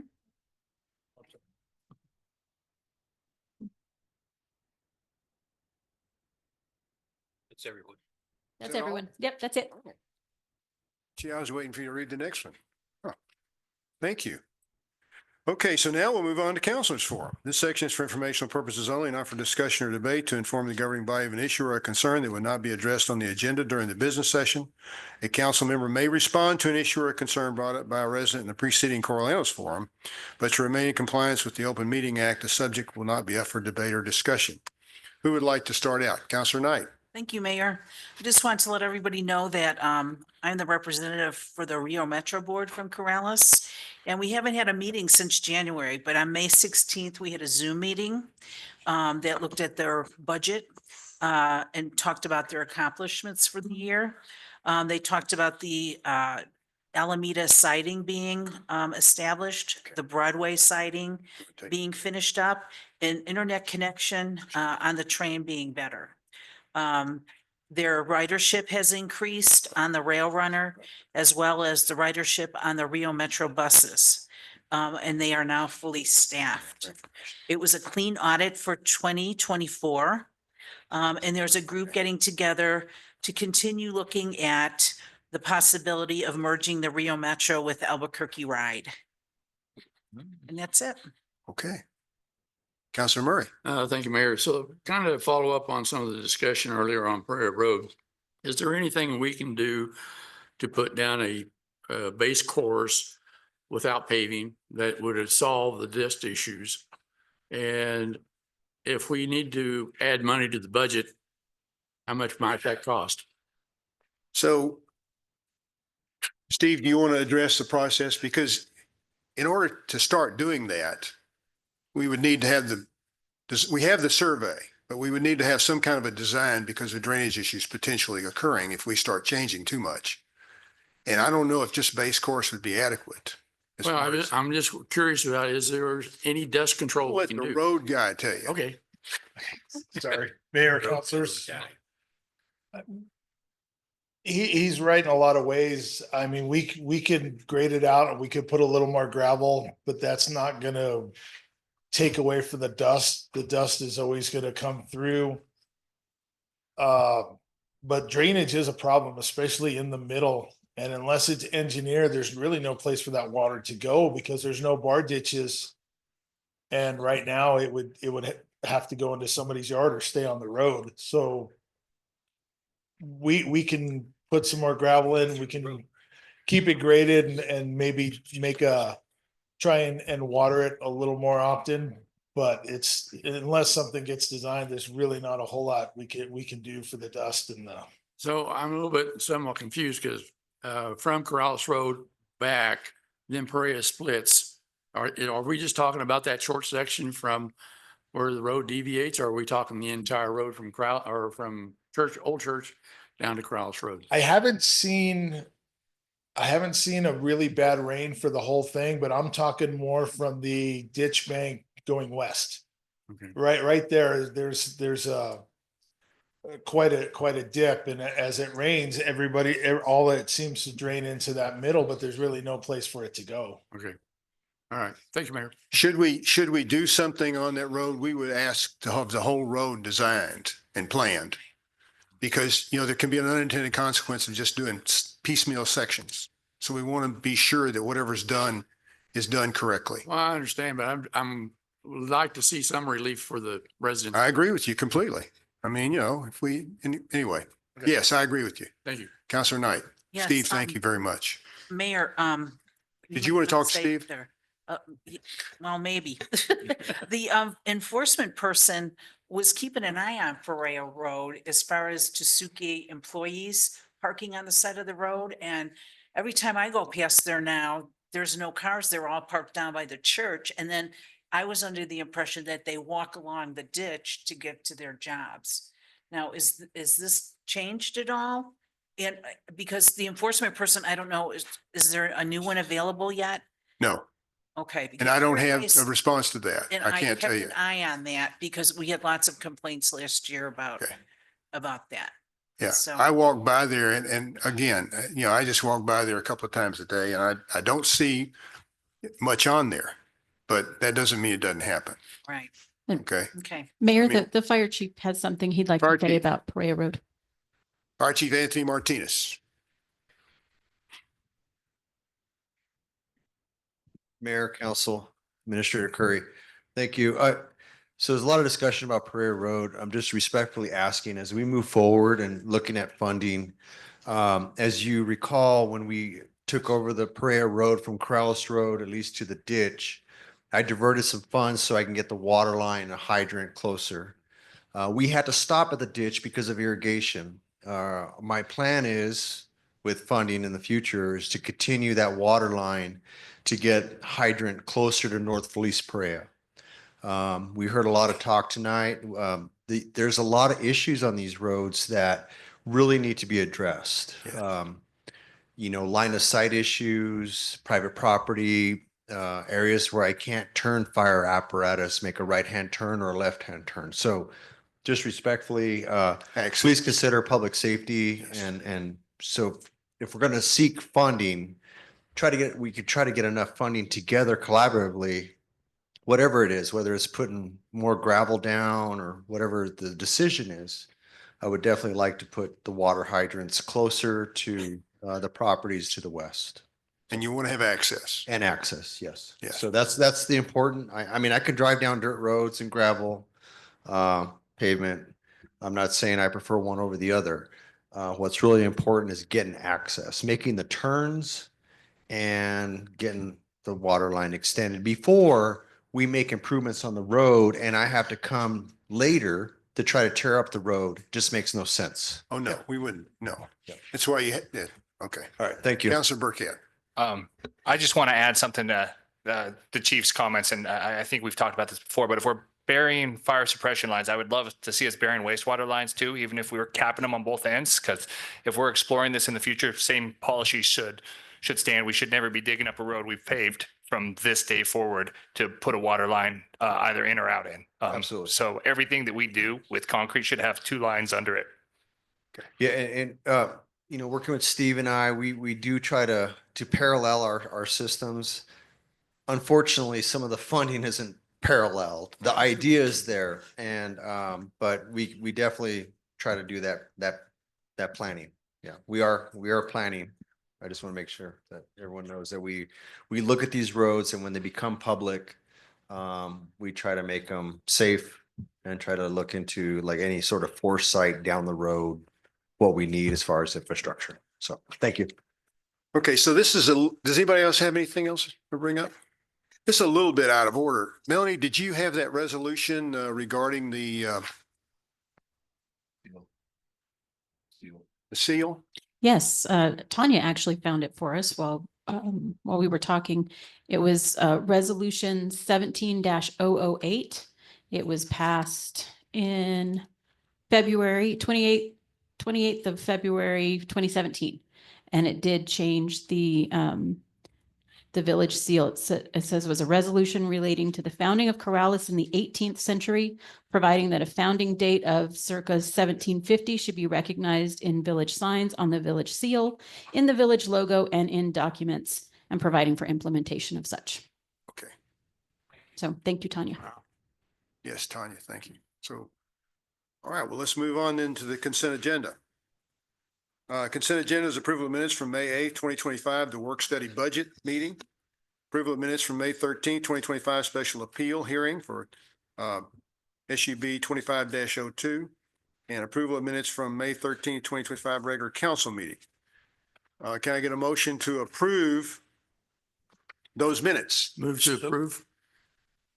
Who moved to approve? Councilor Murray, who second? Second. Second? Okay. All those in favor signify by saying aye. Aye. Consent agenda is approved. Now we'll move on to new business. Consideration, action, approval of findings and conclusion from May 13th, 2025 appeal hearing for subdivision 25-02. Do I have a motion to approve those findings? So moved. Do I have a second? Second. A motion and a second. Any discussion at all? Okay, all those in favor? Oh, let's do by roll call. Counselor Mira? Yes, sir. Counselor Woolman? Aye. Counselor Knight? Aye. Counselor Alsabrook? Aye. Counselor Burkett? Aye. Counselor Murray? Aye. Okay, all approved. Consideration action approval of resolution 25-17 adopting a preliminary budget. Do I have a motion to approve the preliminary budget adoption? So moved. Do I have a second? Second. Okay, I have a motion and a second. Any comments, discussion, questions? Counselor Burkett? Yep. I have a question that there was a significant discrepancy in the revenue from what we talked about several weeks ago. As far as budgeted revenue, it was just over 9 million when we had our meeting, and it's 10.6 now.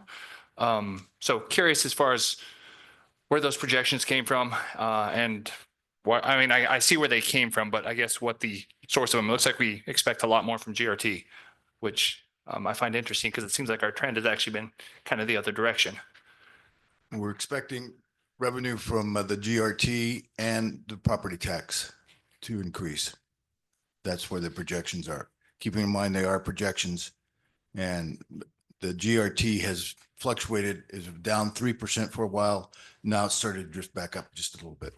Okay, so with this increase in revenue, was there matching increases in expenses? Or are we expecting to have a pretty significant positive funding situation this year? we're expecting a positive funding situation. The increases in expenses that I mentioned at the last meeting are still the same. We're looking at a 3% cost of living increase. We're looking at some increased funding on contracts that we've discussed for attorneys and others, perhaps some engineering increases, but we've discussed those with you. We're also looking at a potential increase of $231,000 in PERA benefits. And that funding will not kick in probably on July 1st, but it'll kick in sometime after that. So those are the significant increases that we're looking at this point. Thank you. Councilor Bowman? Yes, three things if I could. One of the things I suggested last year was included in the budget was $25,000 for animal services. That was not knowing at the time whether or not Dennis Friends would come through with their typical $20,000. What they did, when I look at the budget, it looks like the $20,000 that Dennis Friends gave to animal services, of that, only $669 has been spent. The mayor is famous for using the term using other people's money. As it turns out, we used all the $25,000 that the village appropriated and only $669 of the $20,000 we got from outside sources. So I'm hoping we might be able to reverse that in the coming year. For example, $10,000 was spent. It looks terrific for what they did on the outside of the animal services, where the building is and stuff. That could have come easily, perhaps, from Dennis Friends. So just a suggestion there. Secondly, there seemed to be a big jump in the part-time positions for the police department from $5,000 to $12,000. And I was wondering if we knew what that was. And thirdly, there's a line item in court for training of $363,000. Do we know what that is? For the court? Yeah, training, the court. It could, it's probably a misprint, but it doesn't. That's way beyond. Yeah, I mean, it looks like maybe there are three We'll probably have extra to. zeros in there, perhaps. Mine only shows us 3,500 on training. 3,500? Yeah. Yeah, okay. The 3,500 is. Training, okay, so that's incorrect. Okay. But do we know about the jump in part-time positions for the police department? Vic, Chief? It seemed to be consistent for past years and then a jump this year. Council Roman, Mayor, Council, I am not aware of the specifics. However, it might be because of the increase in minimum wage. That is our crossing guard position there. That's been vacant for quite a while now. So I mean, we have to have that position budgeted because the road is our jurisdiction, school grounds or APS's jurisdiction. So we're responsible for the traffic on the roadways. So I'm not sure why it jumped. Maybe it was too low before. I was actually out of state during the budget meeting, as you're all aware. So I don't have the specifics, but I don't know, Jolene. I think. Yes, but is there an increase, a substantial increase? Was it just? Well, it's from 5,000 to 12,000. It's not substantial, but I'm just wondering if there's more than double. So yeah. Yeah. I'm not sure what the reason behind that was. We don't have an answer for your question right now. Yeah. Well, at least I hope you had a good vacation. Well, thank you. Yes, I did. And we'll figure it out. Thanks, Chuck. Thank you, Chief.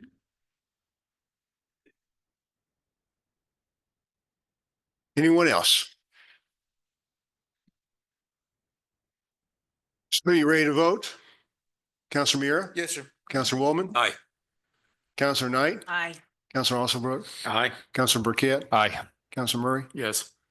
Okay, let's move on to consideration action approval of recommendation for conservation easement program from the Farmland Preservation and Agricultural Commission. And Sam, are you going to start out? Yep. I mean, We do have two people that signed up that are landowners that would like to address the council if you wanted to start there. okay, we can do that. So we gave the landowners an opportunity to speak who had put their properties up for farmland conservation easements. And I would say, go ahead, call one. Are we going to give people a time limit? You know, I try to limit it to 3 minutes. I mean, Okay, try. okay. Then first up, we have Eric Johnson. And Eric, if you could state your name and address for the record, we will give you 3 minutes. Awesome. My name is Eric Johnson. My business partner is John Whitney. He's an actual resident of Corrales, but we co-own the property. Yeah. That close enough? Yeah, we just need to be able to, record and document it, Okay. minutes. You're good. Keep going. Yeah, keep on. You're okay. Now, We know that the most important things that were probably brought before this, the village of Corrales mostly have to do with water and traffic and the change from the rural character of the sixties and seventies to the present day where we can't even get into our coffee shop or get out or, where we can't get in and out of our homes and that sort of thing. So John and I have decided, John lives, he lives on 2 acres behind our 1.5 acres. So we've decided as a partnership that we would like our piece of land to have rural character in perpetuity. So we support the Conservancy, and we're kind of amazed that you're going to pay us something to do it. well, we don't have to.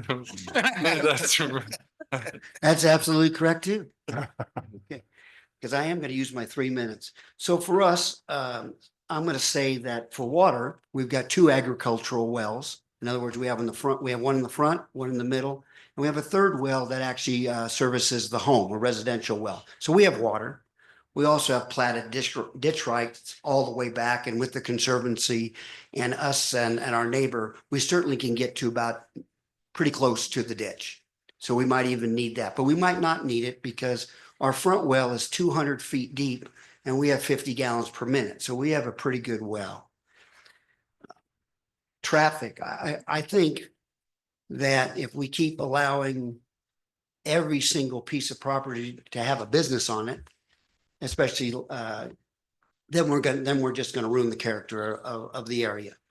Our next door neighbor has just planned another 6,000 foot commercial building on the same amount of property.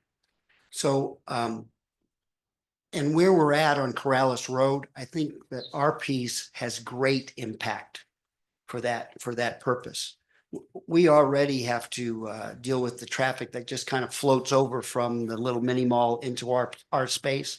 Our neighbor's very, very respectful, and so is the school across the street. I mean, don't get me wrong, but still, because there's businesses, there's going to be traffic.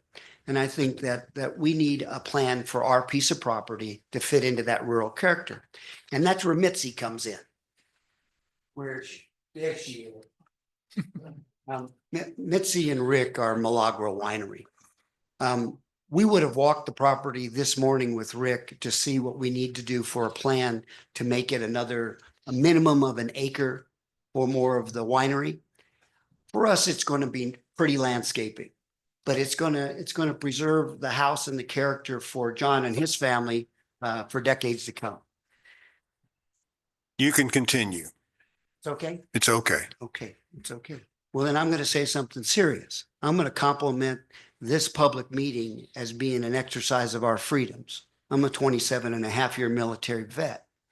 And when I was a first lieutenant, I handed a flag to my 19-year-old airman's mother. She was destroyed. His dad was destroyed. Little Texas community, they were destroyed. They could never get their son back. But when we say the Pledge of Allegiance first, that means it's important.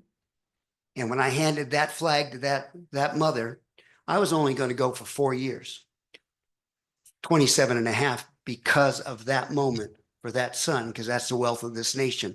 And I really appreciated you saying the Pledge of Allegiance. Don't ever stop. No, I agree with you completely. Who's next? Hey, next is a representative from the Emeraldo Farm. Oh, that's everyone. Okay. Okay. Okay, then up next would be Alan Brower. Alan, if you'll state your name and address for the record, we'll give you about 3 minutes. Sure. Thank you, Council, Mayor, Administrator Curry. My name is Alan Brower.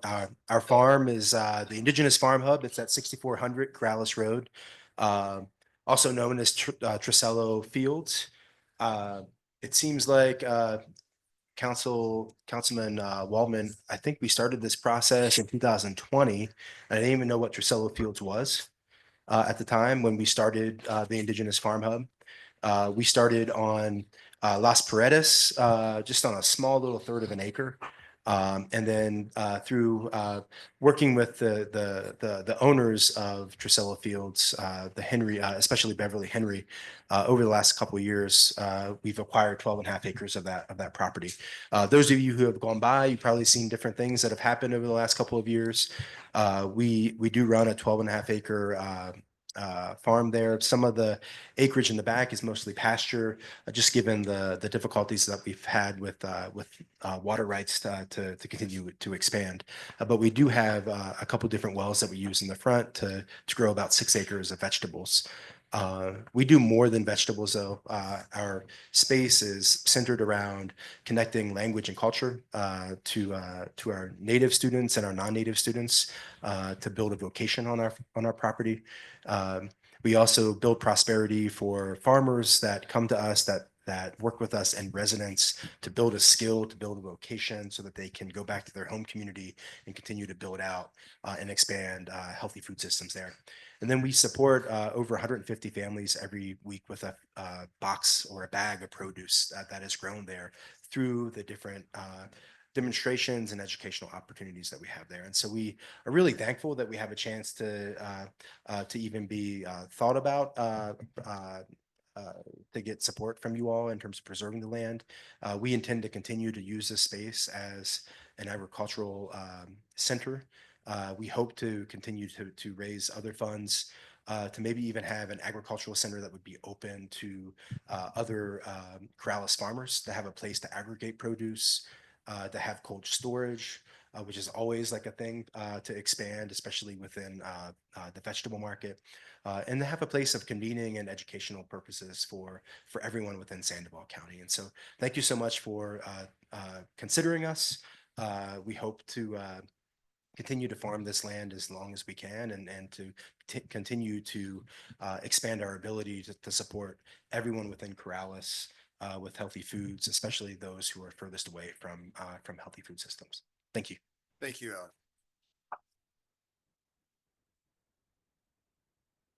Okay, next is Renee Holmes. Renee, if you'll state your name and address for the record, we'll give you about 3 minutes.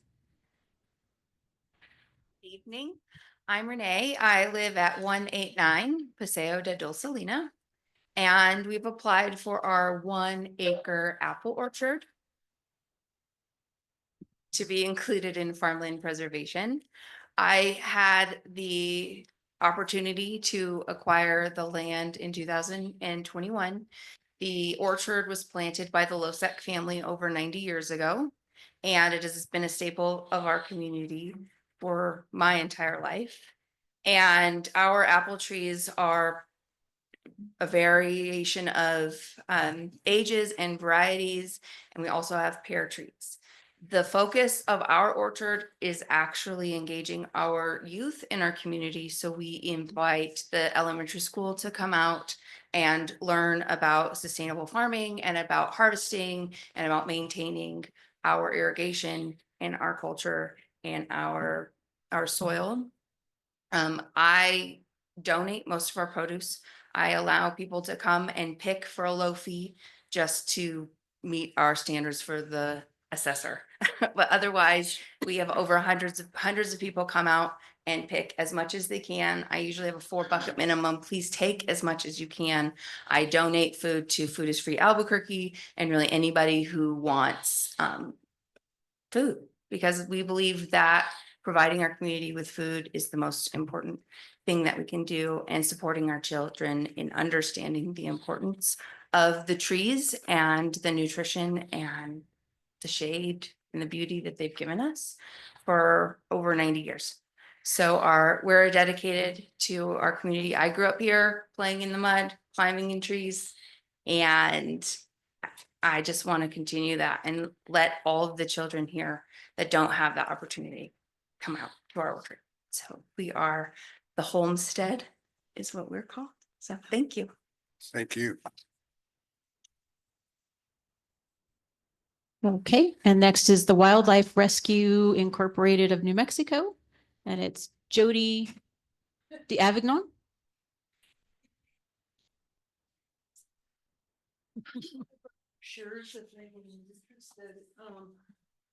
So I'm the president of the board of directors for this 501(c) Wildlife Rehabilitation Center that is located currently at the Rio Grande Nature Center. And we've been there since, about 20 years, I guess, at the Rio Grande Nature Center. We were incorporated, we were founded in 1981. We've been around quite a while and have completely outgrown our space at the Rio Grande Nature Center, both indoors and out. So we started looking around for a bigger property. We looked all over, and we ended up purchasing 456 Cabazon, which I understand has been somewhat of an issue for the village. Our plan right now is we're cleaning it up. We're doing demo on some of the old structures. We're going to fence it. And eventually our goal is to have an urban wildlife hospital on site that is not open to the public. This is a wildlife rehabilitation center. We are permitted by both the federal government, the USDA, and the New Mexico Game and Fish, sorry. We have 4 permits that we have to follow all the regulations and rules on. So we're highly regulated. This is not a petting zoo. It is not a sanctuary, and we're not allowed to keep any animal more than 180 days. If the animal cannot be released back to the wild within that time, we are facing, other things like possibly even euthanasia. So they're very strict with us. So we don't house animals for long periods of time or anything like that. It's very well contained. We have a couple of wells. We have our own well, but we also have a shared well. I know traffic, it always comes up as a question. We don't expect much extra traffic because we're not open to the public. It's our volunteers, our staff, possibly a few, delivery trucks, that kind of thing. If we were to go further into the future, we might, I don't know if anyone has been to the New Mexico Wildlife Center in Espanola, but they're similar to us, what we're headed for. They have a section for the public to walk through and see animals that are called ambassadors. And the reason they're called that is because they have a disability, they can't be released to the wild, and they're specially permitted to do education. So we're very community minded. We want to bring community in. We have volunteers from the community. We have a neighbor that wants to help us with master gardening projects. Everyone seems very excited. We're very excited to be in Corrales because we feel like we fit in very well to the village. I guess that's all I want to say, except our veterinarian lives here, as does one of our board members, Shannon, who's the secretary. So we are connected somewhat. We've worked with Tanya a little bit, and with Michael Deese on A Wing and a Prayer, we collaborate with her too. Thank you very much. Thank you. I believe that's everyone who had signed up. Any questions or comments? Yes, sir. Well, thank you, Mayor. So one comment I was really kind of concerned about was on property number 3, the one that runs up on Corrales Road, I was concerned about water being available on that property. Now, I'm glad that the owner has kind of clarified that. I'm still not sure that they can get MRGCD water, because I think my understanding is that if a ditch bank has been abandoned for more than 10 years, it's no longer available for water rights. But I don't know, is that correct? So Jason has given us some little bit. Well, we've learned a few more things about water rights. There are ways to recapture previous water rights. I'm not aware of all of them, and it's certainly worthwhile investigating if you want to try to do that. If it has previously been irrigated and you think you're going to be doing that again for farming purposes, agricultural purposes, then it is worthwhile to go to the MRGCD, the state engineer, and see if that's possible. Well, given the current climate change and all that, I'm not optimistic. I didn't say I was positive. I know. I just said it might be possible. Okay. All right. You know, you never say never. Well, I understand. Give it a shot. Yeah. If you have a good argument, then perhaps it might, but you're going to have to do some research and it's going to take some time and some effort. And if you have agricultural or shallow wells, you know, I don't know how that plays into the game, you know, whether or not they have some kind of water rights associated with those wells. And you have to do that investigation too. Okay, thank you. Oh, yeah, that, you think that would happen? Could be. So when they move on to the next phase, which would be the appraisal, they may find out that information. And that's what we're deciding tonight. Who of the 5 would we recommend to move on to the next phase? Is that correct, Sam? Yeah, come on up here, please. You don't have to be prepared for anything, just, you know, a couple of questions, maybe. Okay, right, then the next phase, what you vote on tonight is who goes on to the next phase where the properties are appraised and they work with Michael Cisco. Yes. And at that point, a property owner can say, no, we don't want to continue with this. Or yes, we do want to continue with this, and we go on. And what the Farmland Commission is just recommending to you, what we would like to see is that all 5 of these parcels go forward and see how far we can go with our money, basically. Because all of these properties have something to offer us as a village. And as we know, we have had a couple of very tough years. We've got at least one more in front of us. We've got grants that are disappearing from the federal level. Our farmland has really come under attack lately in ways it never has before. And having an opportunity with 5 different parcels to preserve them in perpetuity so they may be used as farmland, I think is extremely important. And I would personally really like to see that go forward if possible. And any other questions I can answer? And I think Isabel. Councilor Wilman? Comments? Isabel, did you want to say something first?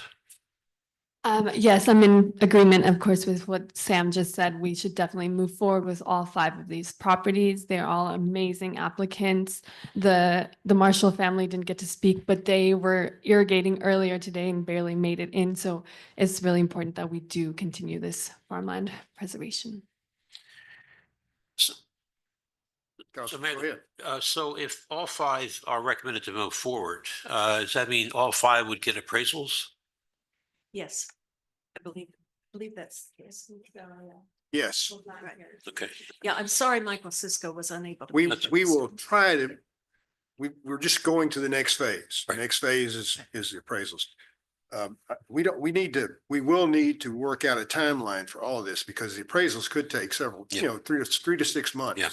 Yeah. And then they may not want to do that based upon how much we can fund each individual property. Because just because it's appraised a certain amount, then we have to decide how we would apportion the money, because like what is it, $2 million? Is that just under 2 million, something like? Just under 2 million when Yeah. you take out So, the you know, we fees. sort of have to figure out how you want to do it. If you want to do all 5, And the average appraisal, we don't know. don't know.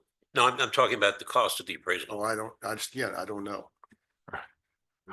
Do you have a ballpark you'd suggest? The appraisal they're going to go through is different in detail. It's more extensive than the appraisals that we've done on properties that we have bought. Appraisals that we have gotten have run between 3 and 4 months.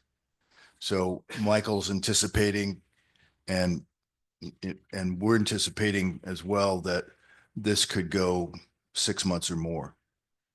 We hope not, but that's a distinct possibility. And they pay for it, Who? the owners, Okay. because we have an anti-donation clause, you know, in the Constitution. So we cannot fund that. So we recommend all 5 and they decide that the They cost of the decide who appraisal is appraises it. high. then- Right. Okay. Yes, sir. Council Burkett. So a couple thoughts. One is with the property owners paying for the appraisals, I would suggest that unless we are fully committed to going all the way through the process with a property, it would be unfair to ask someone to pay for an appraisal if we don't intend to finalize a transaction, because this community good that they could be doing could end up costing them thousands of dollars. Yes, sir. With no benefit to them. So I think we need to think about that. I guess that leads to my second question. If we were to pick 3 of the 5 properties today, that doesn't preclude us from 6 months from now or 3 months from now saying property 4 and 5, we've gone through part of the process on the first properties. And we know where we stand financially. And we know what those people are saying yes to or no to. And so we kind of have a better idea where we are dollar wise. Then we could move forward on those other properties at a later point in time. Is that accurate?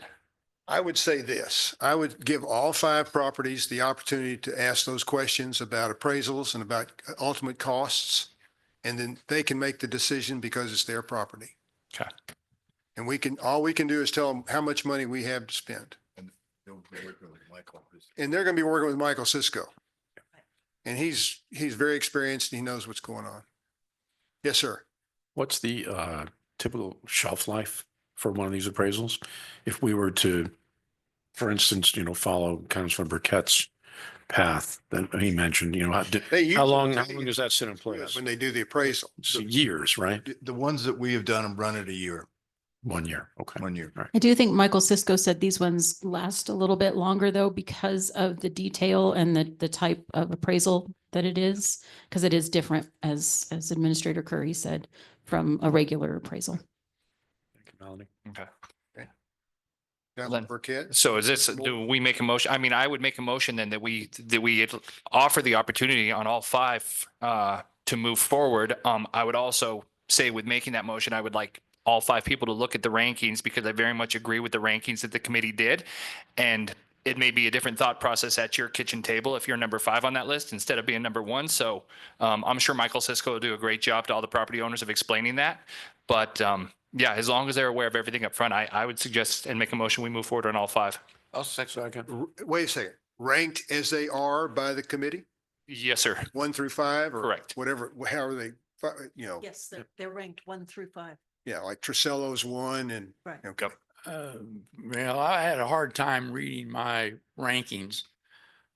So I'm a little unsure, but I did put Tresillo as number 1 at the top of my rankings, but the spreadsheet portion of it was a little bit difficult to read. So page 113 is what their summary was. And They even put colors on it so I could understand it.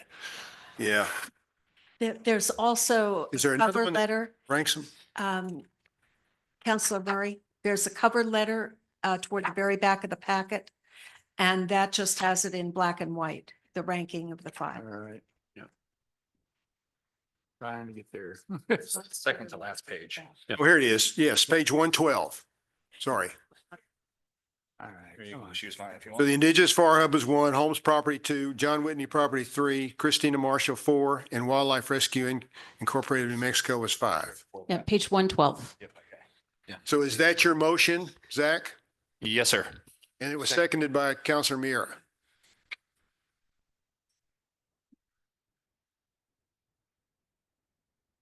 So they would move on to the next phase, which would be, as we talked about, Well, sometimes. Okay. Yeah, the next phase would be an appraisal, and then from there entering into putting together a purchase agreement and entering into negotiations with the property owners. And then those agreements would come back to council for approval. Counselor Murray, I'm sorry, you ready? Give me a second. Sure. Start down at that end. Counselor Miera, how do you feel? Yes, sir. Counselor Woolman? Aye. Counselor Knight? Aye. Counselor Alsabrook? Aye. Counselor Burkett? Aye. Counselor Murray, you don't have to vote if you don't want to. I'll take the 5th on this one. Okay. So Counselor Murray abstained. It's a 5-1 abstention. Technically, by the new state law, you can't do that anymore. Take the 5th. His vote goes. Right? Yeah, no, you can't abstain from a vote unless you have a reason, that's right. like some I sort of recall that, conflict of yes. interest. You could take a walk. I'm old. Can't abstain. Yeah. That's right. You could take Okay. a walk. I don't see that. I will say yay. That's what I'm going to. So a yes from Counselor Murray. I've seen that too many times. That's funny. It's going to go through several phases. It's going to take a while. I understand, but when I was, well, anyway, Okay. All right. So we're going to move forward with all 5 properties ranked as the Farmland Conservation Committee ranked them. And that appears, so future agenda items, we're going to have a presentation of the interior drain plan status on June 10th. Discussion of the noise ordinance change on 6/24. If it's ready. Will be. Okay. And then we'll have a public meeting to view the interior drain plan on 7/9, 5:30 PM at council chambers. Does anybody else have anything else they want to do? Yes, ma'am. Tanya and I are actually working with Stantec to bring the PER Thank you. to the council as a presentation. We're just working with them on timing and, you know, a date when we don't have a whole bunch of stuff on the agenda. While So you're that negotiating with them, would you please ask them to do an executive summary? 100%. Because 500 pages is way too much to it remember. is a very long, yes. Yeah. But yes, we are working on that. I just didn't put it on here because we don't have a Mike. date yet. Like picture, Mike. scratch and sniff. Okay. Anything else? Yes, sir.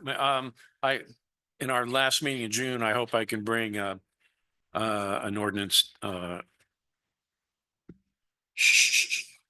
penalizing feeding and harboring coyotes, whether purposeful or by neglect. You want to bring an ordinance that fines people? Yeah. I'm sorry, Counselor Alsbrook, I didn't catch all of that. You want an ordinance for Feeding coyotes. feeding coyotes? And providing harbor. So that includes, you know, neglect of a property, for instance, so that they can make dens on your neglected land. Okay, we'll come up with an ordinance. And Mr. Audio, I'll forward you, in a different political climate, I made this attempt some time ago, but I think the time is right to try again. So I'll send you what I've got. Was this back when we had the other coyote discussion 20 years ago or something? Yes, sir. Yeah, they seem to come up. It's sort of like sewer lines. It's sort of like, you know, whatever else. They just kind of keep coming up.